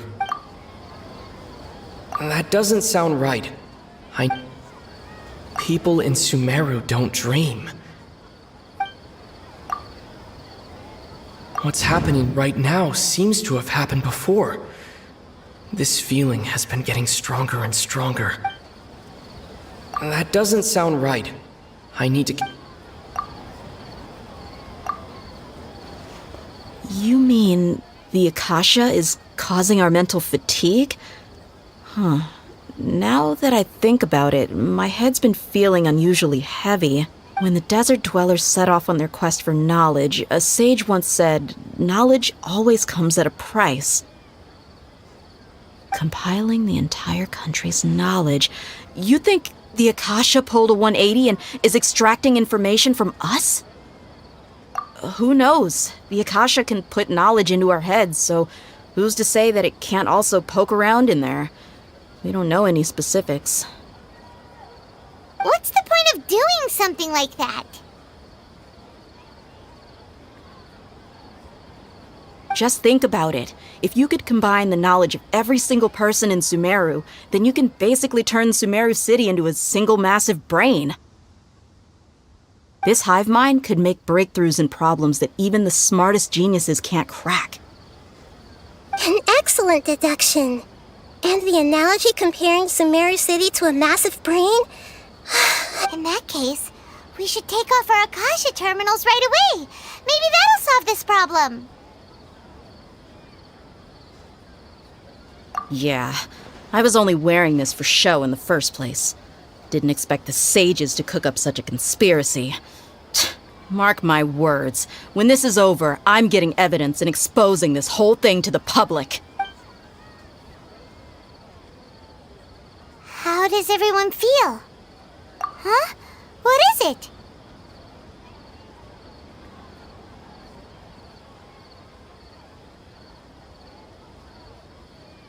Oh, that! Paimon knows what you're talking about. It's a single soft beep that sounds like it's coming from the Akasha terminal. The sound of a beep. Could it be a prompt tone for when the Akasha is operating? That's probably an important clue. We weren't using our terminals, but we heard a beep anyway.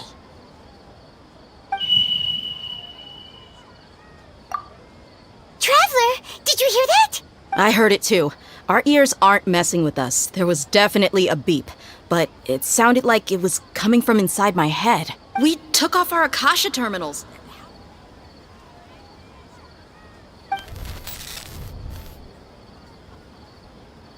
Phase runtime has exceeded its expected length. At this rate, there may be casualties. But we cannot lose all of our progress.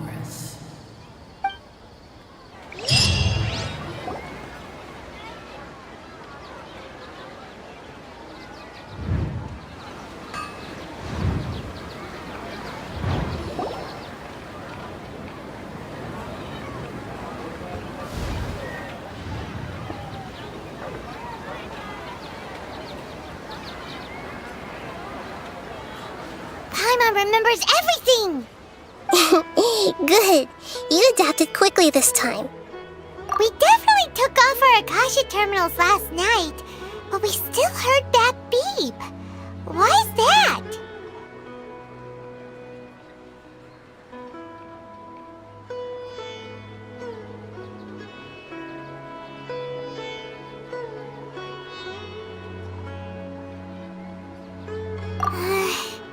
But now we can at least confirm one thing. The Akasha definitely has something to do with whatever's trapping us in this cycle. Oh, Paimon doesn't get it. Why would the Akasha go this far if all it wants is everybody's wisdom? It's extremely difficult for lab rats in an experiment to understand why they're being treated the way they are. If we're lab rats, then what are you? Nahida, you've never told us anything about yourself. I guess I'm the moon. The moon? Wasn't that the result of our divination? Anyway, knowing who I am won't help you get closer to the truth, so you should focus on other things. Don't get distracted and miss any clues. Okay then. Dia helped us a lot yesterday, so let's go find her. If Paimon's reading the time correctly, those kidnappers should be showing up soon.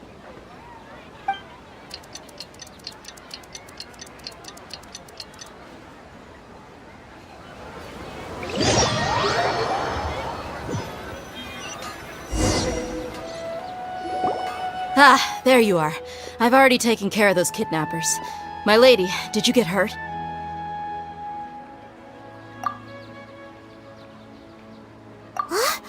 Dia?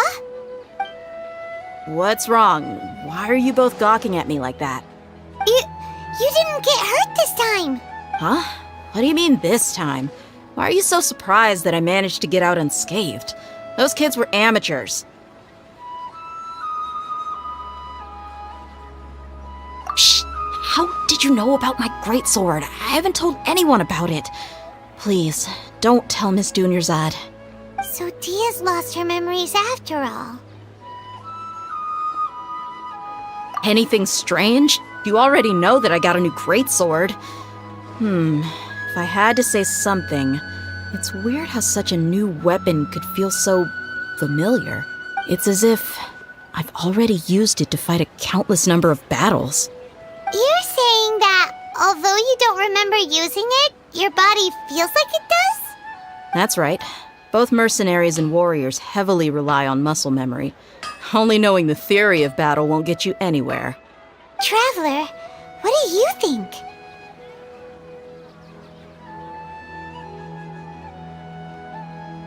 Yeah, Paimon's feeling really hopeful. Oh, you're right! Earlier in the Samsara, something like this would have never happened.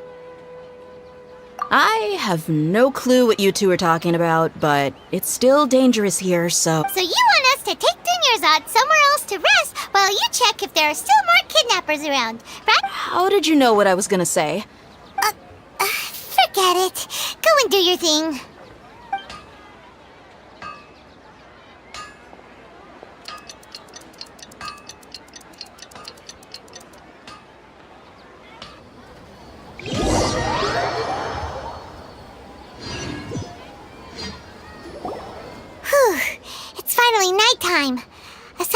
Dia not getting injured, everything seems to have stayed the same. Listen, Nahida, we found out that Dia got out just fine today, even though she got injured every other time she fought the kidnappers. Do you think the Samsara has been broken? Have we saved Dunyarzad? Really? Good job on all that progress. Get some good sleep tonight. Hey, what kind of an answer is that? Tomorrow will come. Everyone assumes this is common knowledge, but the only way you can know that for sure is if you experience tomorrow. How many todays has it been? Is it possible that today will be followed by yesterday? Does tomorrow truly exist as anything beyond a made-up concept? It's even possible that this entire world is a lie, and the history of the whole world has just been one endless Sub-Zero's festival. Okay, no more. Paimon's brain is already shut down. That's why it makes no sense to waste your energy thinking about things you will learn tomorrow. Get some good rest. You know, use the bathroom and flush your anxiety dookie away. Huh? Hold on, what did you just say? Did Paimon hear you correctly? Huh? People always say they feel a sense of relief after they take a duk-duk. That's why I suggested you could try that. Is that so strange? It's so strange and so against common sense that Paimon's at a loss for words. Yeah, even though it's happy and lively at the Sub-Zero's festival every day, it feels like it's been a long time since we've really gotten to relax. Let's go back to our room. Continue the harvest. Compared to what we stand to achieve, these sacrifices are trivial.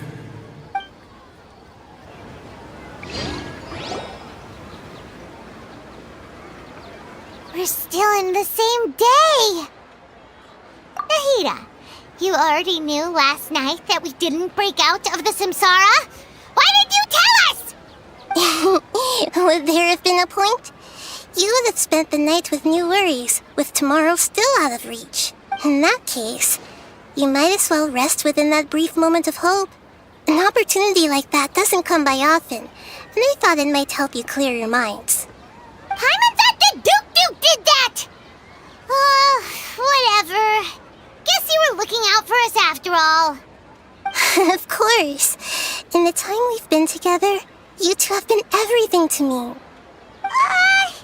Paimon's flattered and everything, but maybe you're taking things a little fast. What I mean is, even though I had asked you to solve this puzzle, you two are still the only ones who can see me and sense my presence. In other words, if you weren't here, I may as well not exist. That's why you two have been everything to me. Get it?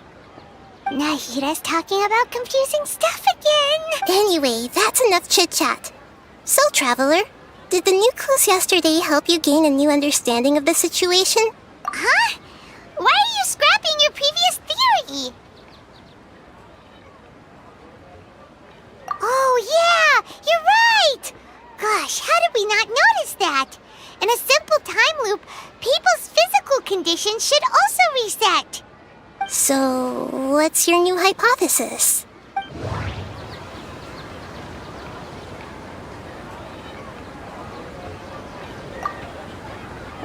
The moon, illusions, and lies.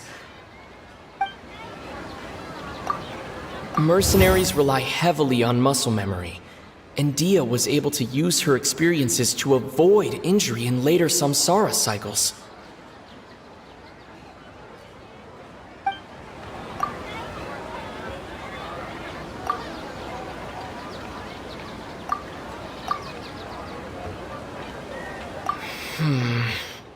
I can't seem to...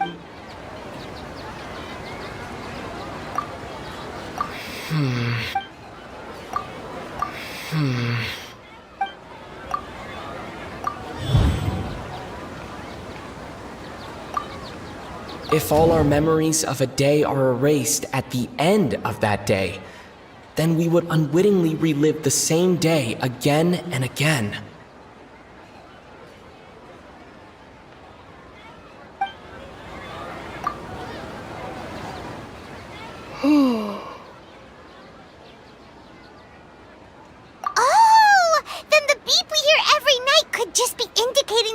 recreation of our memories. That's why when we wake up, everyone thinks the Sub-Zero's festival hasn't happened yet. It's already the next day, but everyone still thinks it's the day before. But muscle memory can't be erased.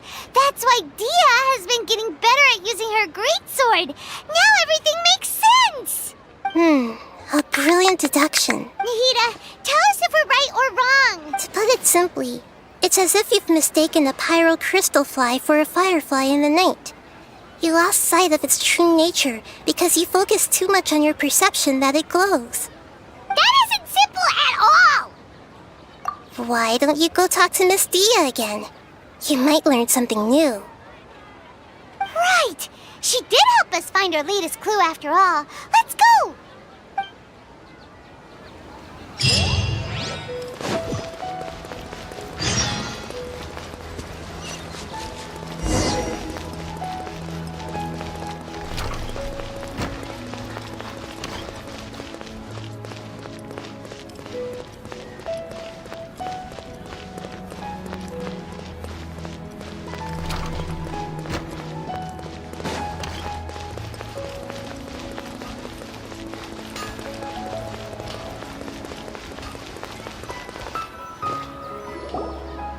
There you are.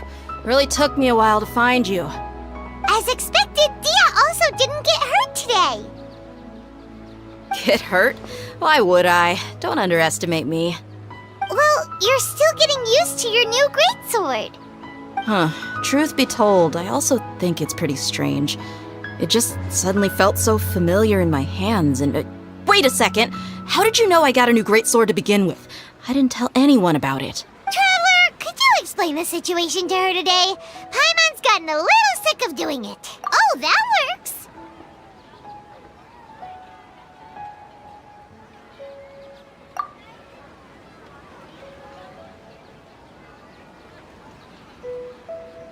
What happened to you guys while I was gone?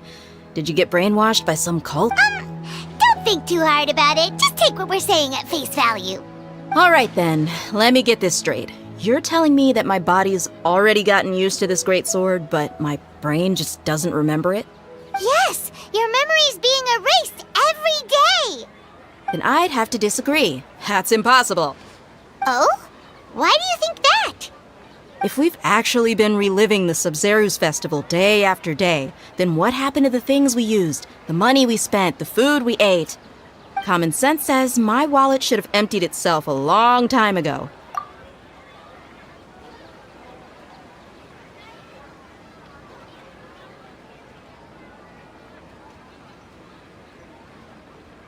Right! They could use the Akasha to record what everyone did that day, and then use the city's resources to replenish everything! It's not very likely, but it's also not impossible. No, it is impossible. I've got proof. You have proof? You two are surprisingly serious about this nonsensical discussion. Fine, I'll play along for a little longer. Come with me, Miss Dunyarzad. Please come along as well. I still can't guarantee that this area is safe.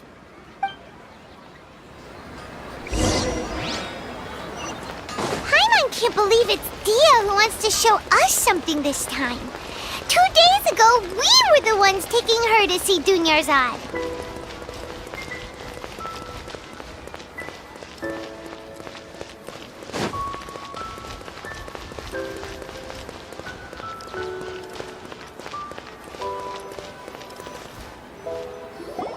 This is it. Huh? This is a wooden training dummy. What about it? See those marks on the dummy? Those are the result of several days' worth of practice. Let's say the sages didn't replace it every day. Shouldn't it be hacked to pieces by now?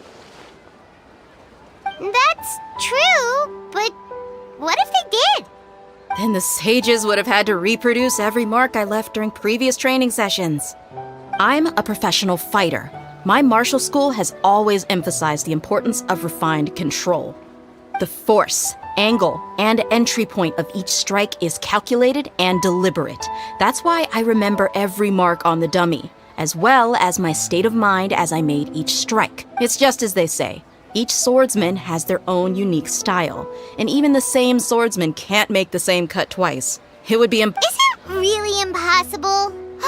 What if they used some fancy machine to carve every single mark? People often say that a camera's photo can never replace an artist's painting because the former has no spirit to it. The same thing applies here. At a mere glance, I can differentiate carved marks from the results of combat training. Whew, I hope that cleared things up for you. Hey, is this that new brain exercise game that's been super popular with the scholars lately? It's surprisingly fun. Anyway, it's getting late. I should escort Miss Dunyarzad to Nilu's stage. See you later. Well, back to square one. Is our memory deletion theory also wrong? But at least we've reached some other conclusions in the meantime. Yep, that's true. So, can we think of any new ideas right now? Strange? Paimon feels like everything's been strange lately. Huh? Leaving the city? You're right! It's really strange how we never thought of such a simple solution! Paimon can't believe it! Did we miss this because we're tunnel visioning too hard on our other theories? Or because we're just too tired? How about we go back and ask Nahida? Maybe we...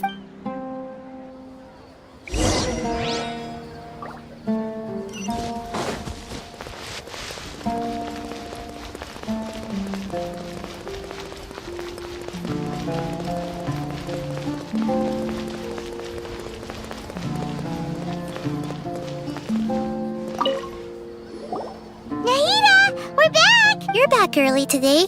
Did you find something new? Sort of. We're mostly sure now that we're not in a time loop.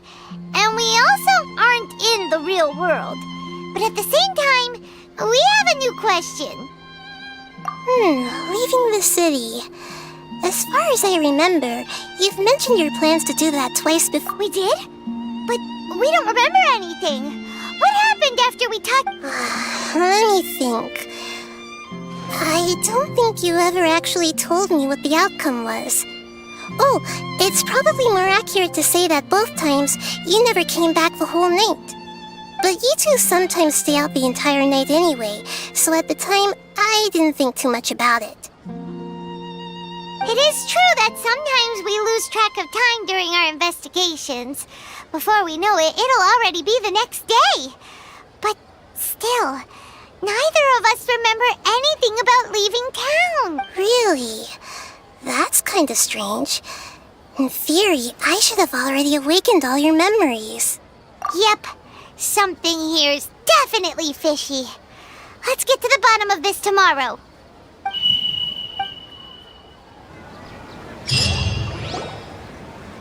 Our memories are back! About that... Well...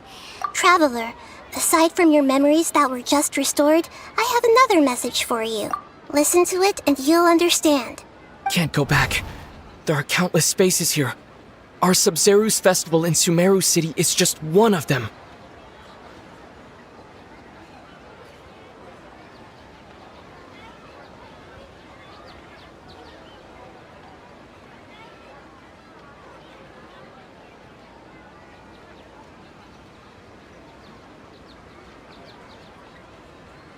Traveler, you should be missing 2 days' worth of memories.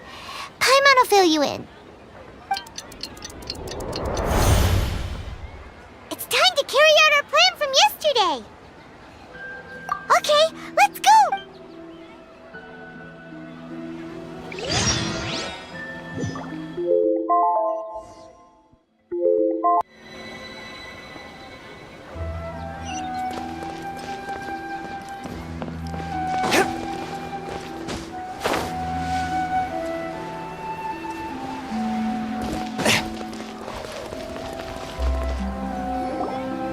Why can't we leave the city? What is the Academia up to now? Don't ask me. It's not like I can tell you anything. This is a direct order from the Grand Sage. Just wait until tomorrow. I have a real emergency. My goods have already arrived at Port Ormos. If I don't hurry, they'll be stolen. That's your problem. Make sure you make a request in advance next time. But it's not like you can just predict business matters in advance. It looks like the Academia already announced a lockdown for Sumeru City today. How completely unsurprising. Let's go and question them. Hello, sir. Why can't we leave the city today? Here we go again. Don't ask me, I don't know either. We just received an order that no one is allowed to enter or exit Sumeru today. They didn't tell us anything else. Angering me won't get you anywhere. If I had that kind of insider info, I would have left this stupid post long ago. It looks like he really doesn't know. If we can't get anything out of him, let's take matters into our own hands. Why don't we climb over the walls? This is a good spot, and the guard hasn't noticed us at all. Let's hurry! Huh? Why? Are you going to leave Paimon behind? But what if things get really weird out there and you get into some trouble? Then Paimon won't be able to help you. Paimon knows that Paimon can't do much, but we've always been together, haven't we? Okay. Promise Paimon that you'll come back as soon as possible. And please.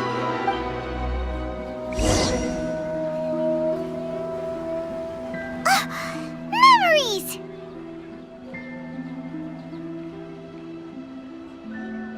Traveler!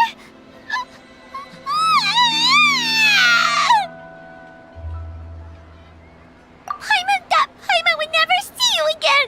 Paimon waited for you for hours and hours at the city wall and you never came back. You promised Paimon that you were only taking a quick look. Paimon, calm down. He's here now. I don't think he understood what you were saying. Paimon doesn't care. Paimon wanted to go look for you, but you also said that Paimon should stay. Paimon was so worried and so scared the entire day.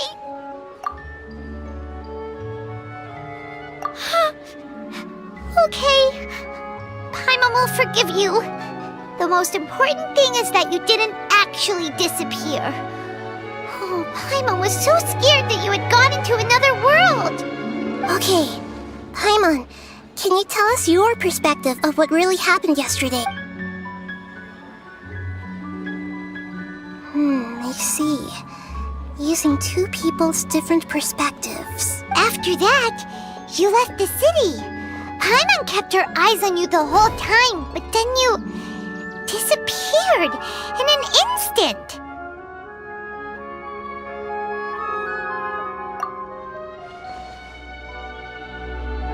No way!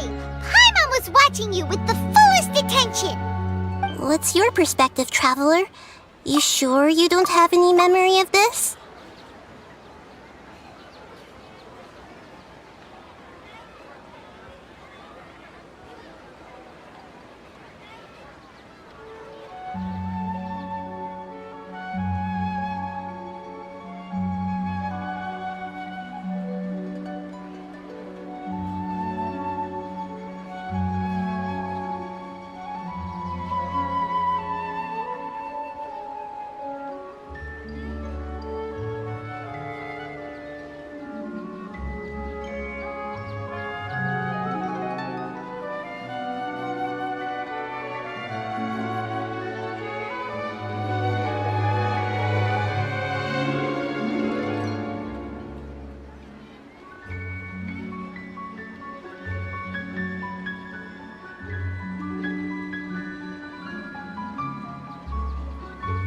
I guess that explains everything.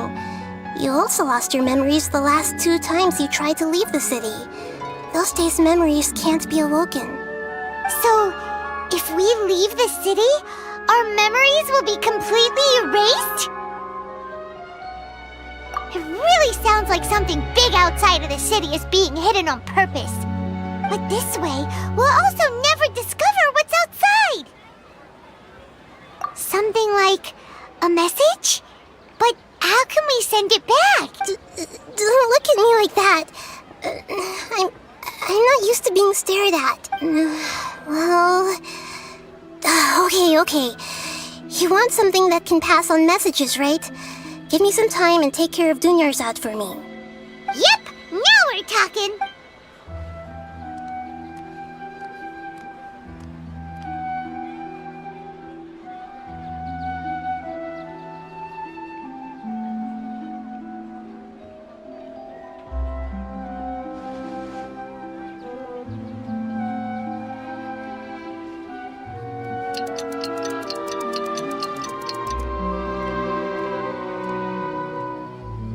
I'm done.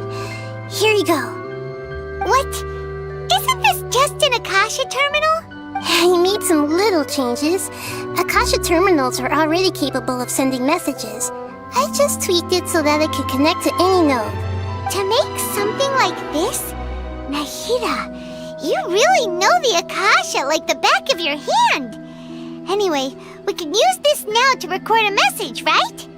Yep. I'll help you save the messages. It should be pretty easy to use. I just can't guarantee the user's status and signal coverage when they're outside the city. We'll never know until we try. At least we're taking the initiative now. Let's go then. Let's expose those sages. All right. Paimon isn't as worried about being separated since it happened once yesterday. But Paimon still isn't happy about it. Okay, see you tomorrow, Traveler. That covers everything that's happened so far. Yes, although the signal was choppy and had some interference, we still managed to receive 2 messages from you when you were outside. Okay, now that you understand what's going on, let's hear the messages together.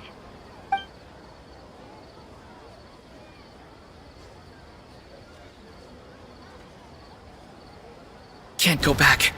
There are countless spaces here. Our Sub-Zeru's festival in Sumeru City is just one of them. I've entered another space. Before me are flowing sandstone and howling fish. Impossible and surreal sights.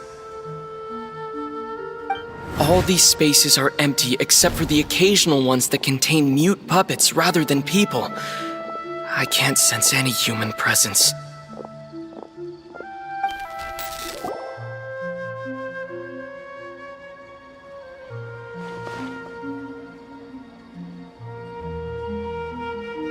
That's one heck of an info dump. It sounds like you left the Sumeru city space when you set foot outside of the walls. But everything looked completely normal when Paimon was looking out from the inside. That's unbelievable. And if we take your word for it, the other spaces all had very weird contents. There's another part here. I only received it last night. These spaces have been disappearing one after the other, absorbed by something like a sun in the sky. And now, even the final space has also disappeared. Behind me, a lot of spaces just appeared again from thin air. I get it now! Those spaces are actually...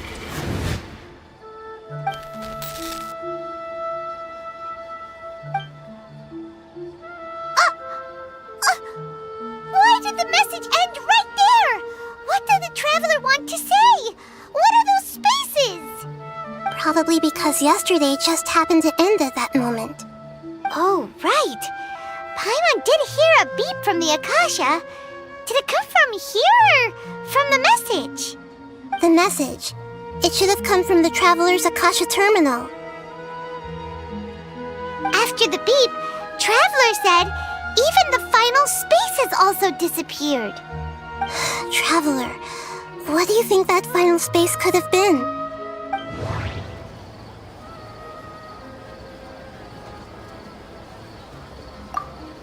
Was that space actually the real world? But wouldn't a real space just randomly disappearing like that be catastrophic? Was that space actually... My impression is that each day in this samsara, only ends at the sound of that beep from the Akasha. All the bizarre spaces I saw outside the city had one thing in common: a lack of human. That doesn't sound right. Was that space? That doesn't sound right. Oh, so that's what it is! After the sound of the beep, the final space, the Sub-Zero's festival, also disappears. And later on, Traveler also mentioned a bunch of new spaces materializing behind them. Do lots of new spaces appear every day? Paimon's head is spinning. Just what are these spaces anyhow? Well, consider this. For all the horrors of the Archon War, at its heart, it was just a game where a bunch of gods fought over 7 seats. So no matter how strange or spooky things may look on the surface, maybe all they point to in the end is a small and simple secret. Wow, the Archon War, huh?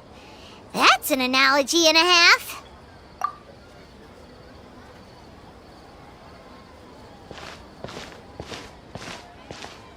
Hey, where are you going?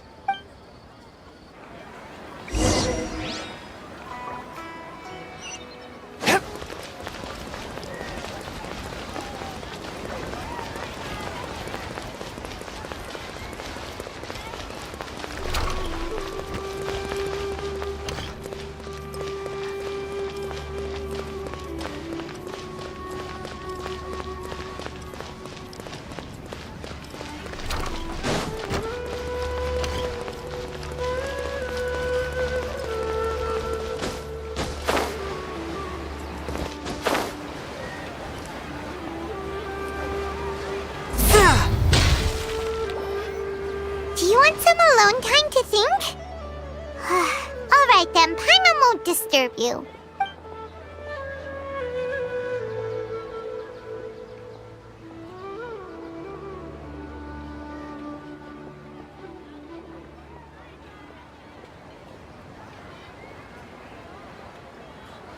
The dance of Sub-Zeros is about to begin. I'm going to go watch it. Okay.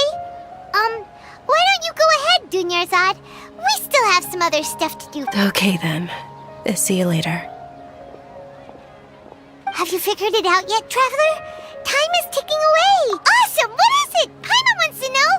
Oh, wait, no. Let's meet up with Nahida first. You can tell us both together. This time, we're gonna get to the truth.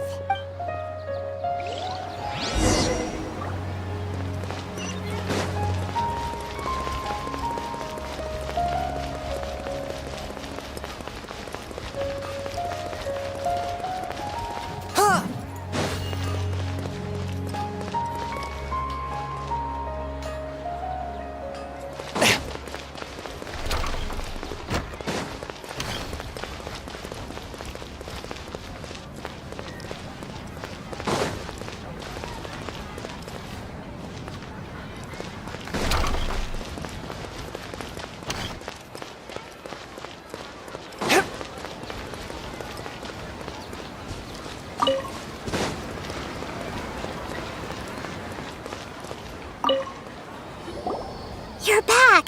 I've been waiting forever for you two. Judge, are you ready to take your Sub-Zero's exam and graduate from the festival? Okay, first off, have you discovered the hidden truth?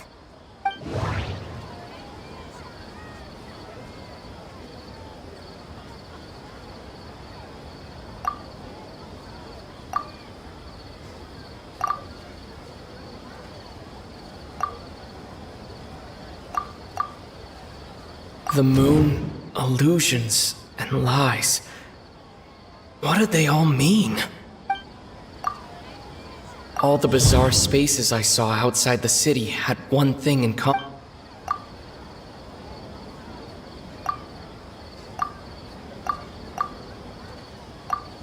We've already experienced the Sub-Zero's festival many times, and the day of the festival seems to be in a perpetual samsara.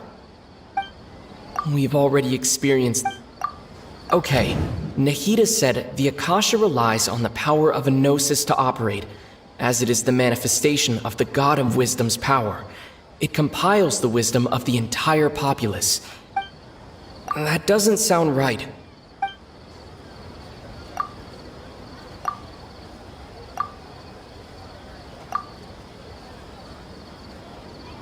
The moon? That doesn't sound right. Those spaces remind me of dreams. Like the one I had in the Avidia forest, except these have no sign of human presence. That doesn't sound right. We've already experienced the Sub-Zerus festival many... People in Sumeru don't dream. What a strange phenomenon.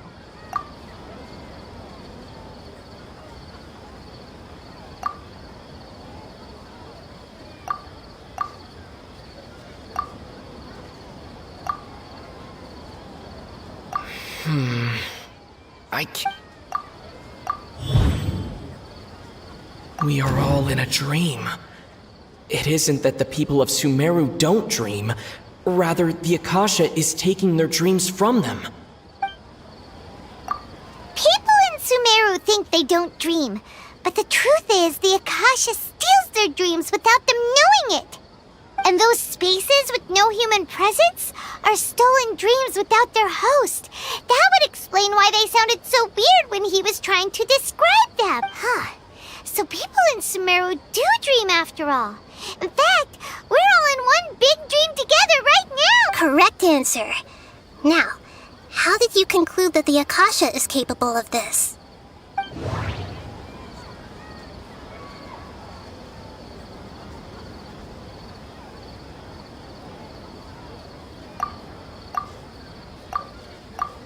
The Akasha relies on the power of a gnosis to operate.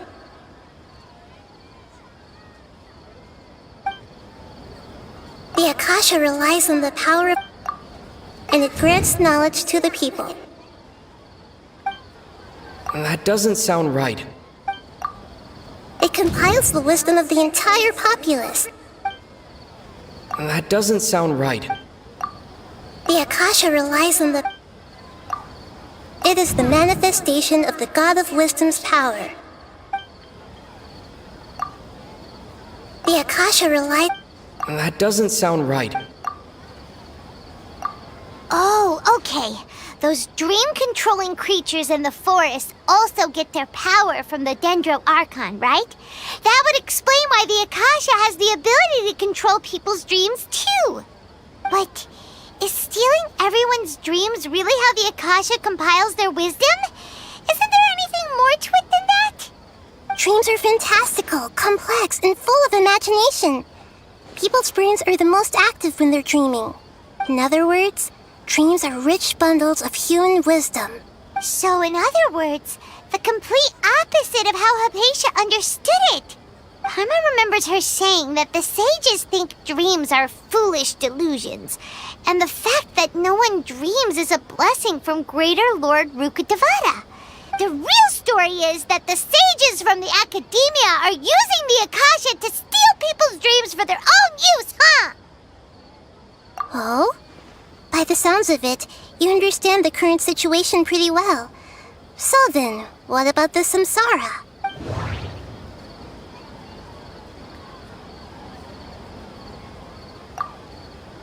We've already experienced the Sub-Zerus festival many times, and the day of the festival seems to be... That doesn't sound right.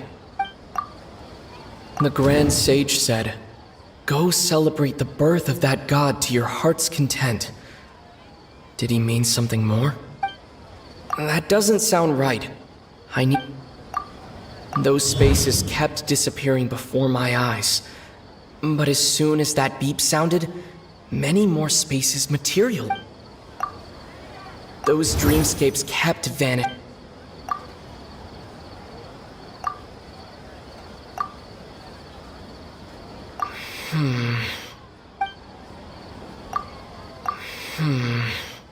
I can't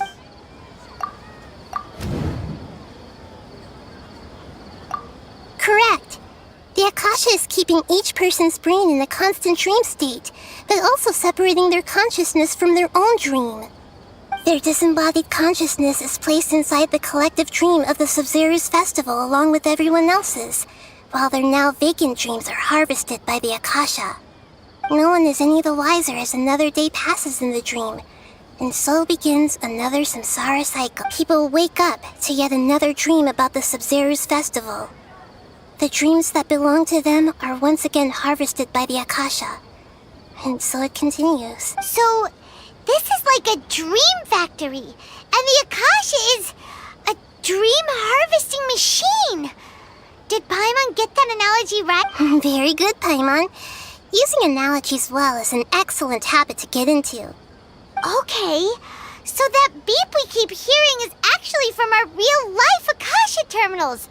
Taking off our terminals in this dream doesn't do anything. Alright, last question. Who am...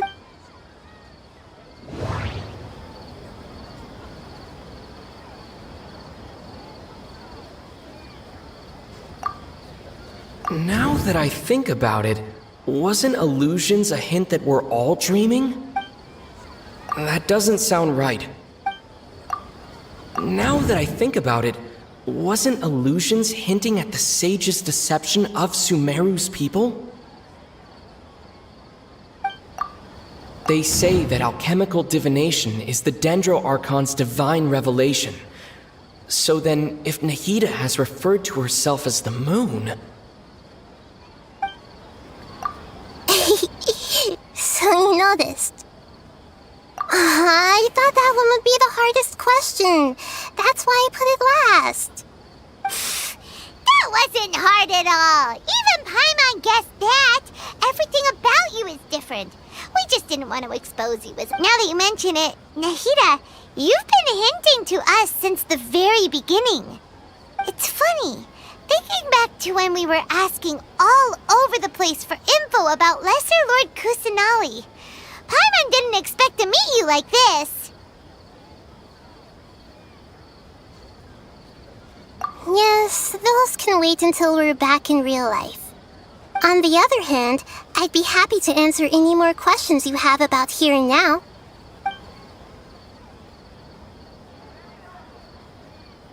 You asked me this question before.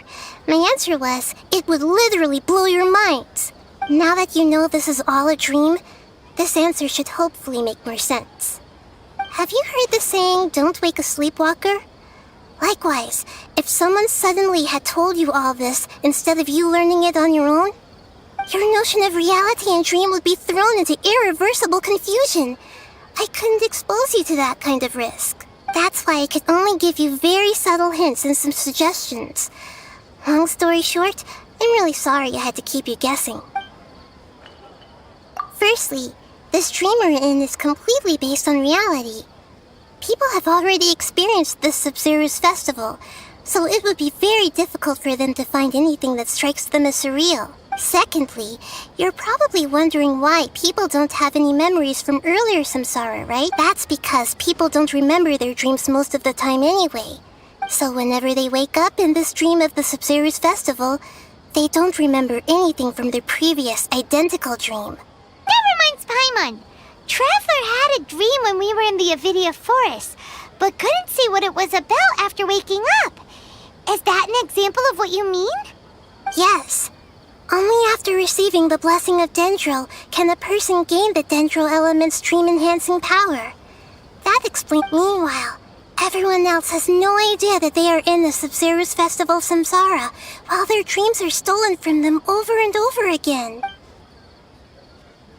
Can humans really keep dreaming forever like this? Will it ever end? And if so, when? You might say your mental fatigue has already answered this question. Eventually, there's only so much that people can tolerate, especially those whose health is compromised to begin with, like Dunyarzad. People's lives are at stake here, and nobody knows a thing! We've got to put a stop to this! I know, right? Why did they have to base this dream on my birthday? Could it really just be a coincidence? Even you don't know the reason? Wow, now that's strange. The Academia sages are determined to harvest lots of dreams in a short time, no matter the cost. They have to be up to no good. Unfortunately, I don't know anything about it. Traveler, do you have any information?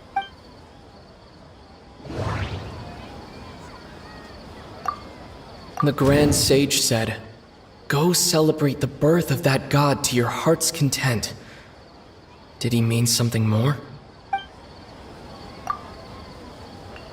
Celebrate the birth of that god? Could it mean...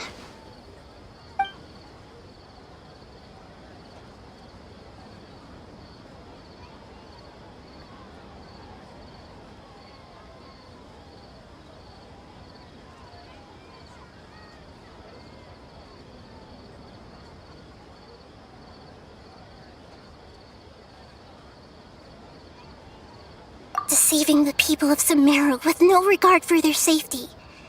No matter what they're trying to do, this is unforgivable. After we end the Sub-Zero's festival, Samsara, we have to look into them. How can the sages of the Academia do this behind their Archon's back? This is ridiculous! In the end, I'm just the moon. The real sun is long gone. A sun and a moon? Nahida's talking in riddles again. Oh, we're out of time today. I'll tell you how to break free of the Samsara tomorrow. See you then.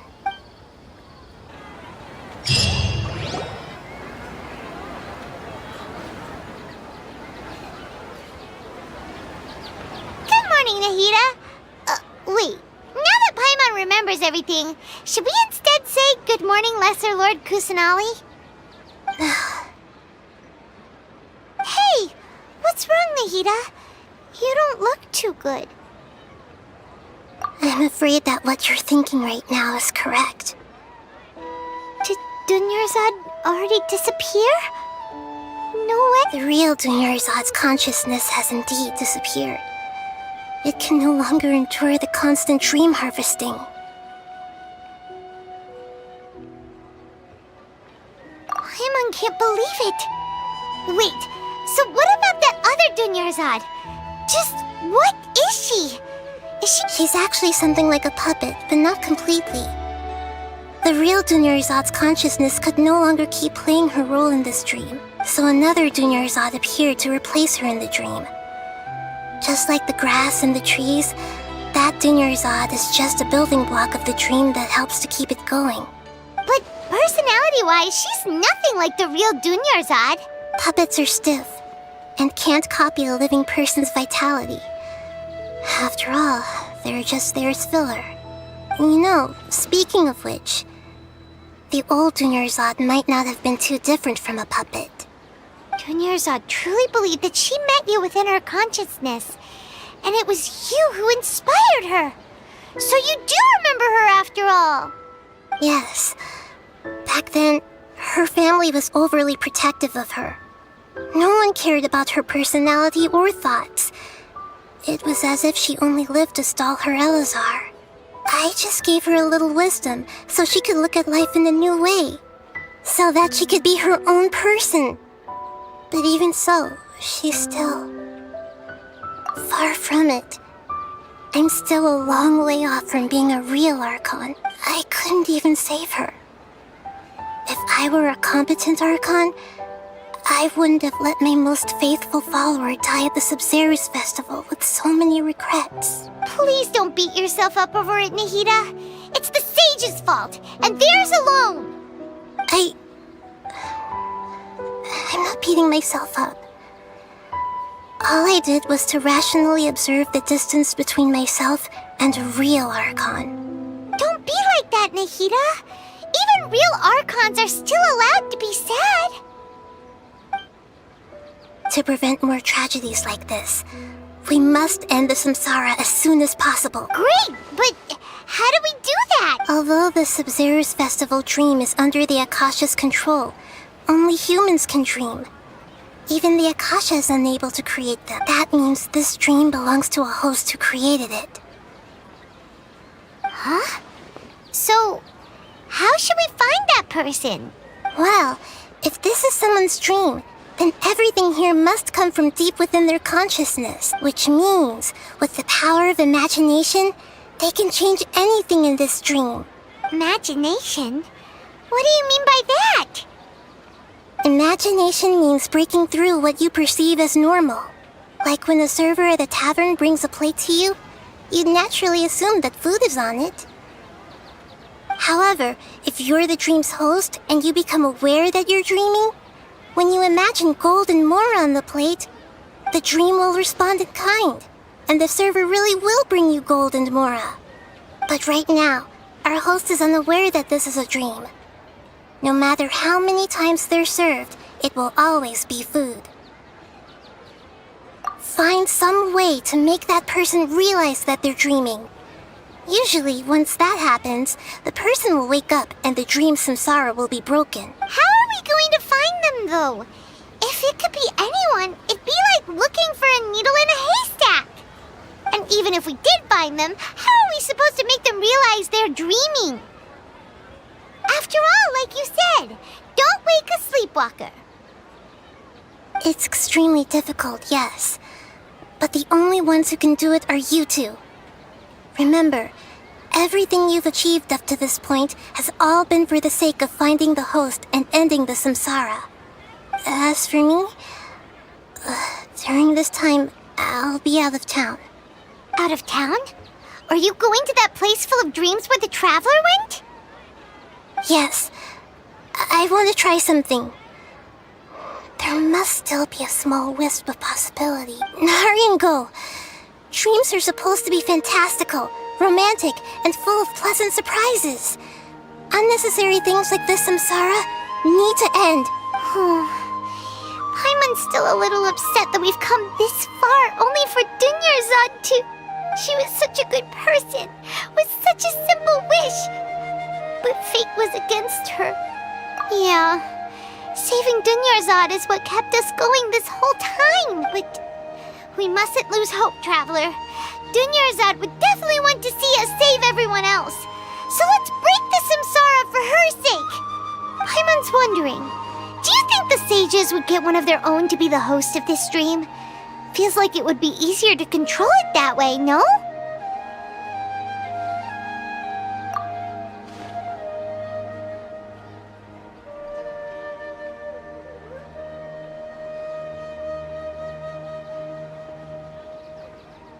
Huh. That's true. Plus, the sages probably weren't counting on there being other factors beyond their control, like Nahida and us. So, who do you think the host of the dream is?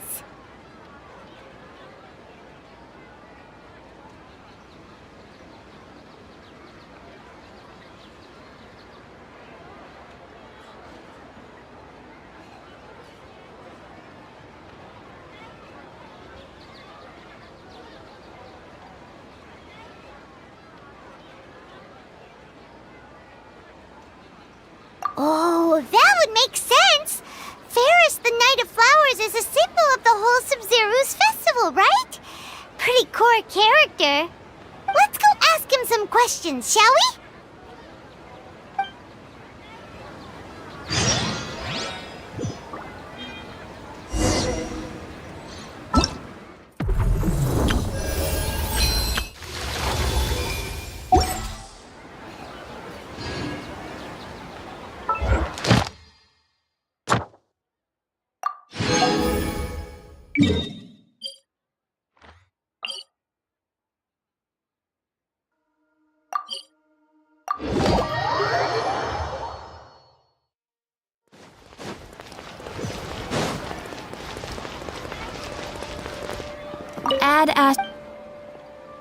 Thank you for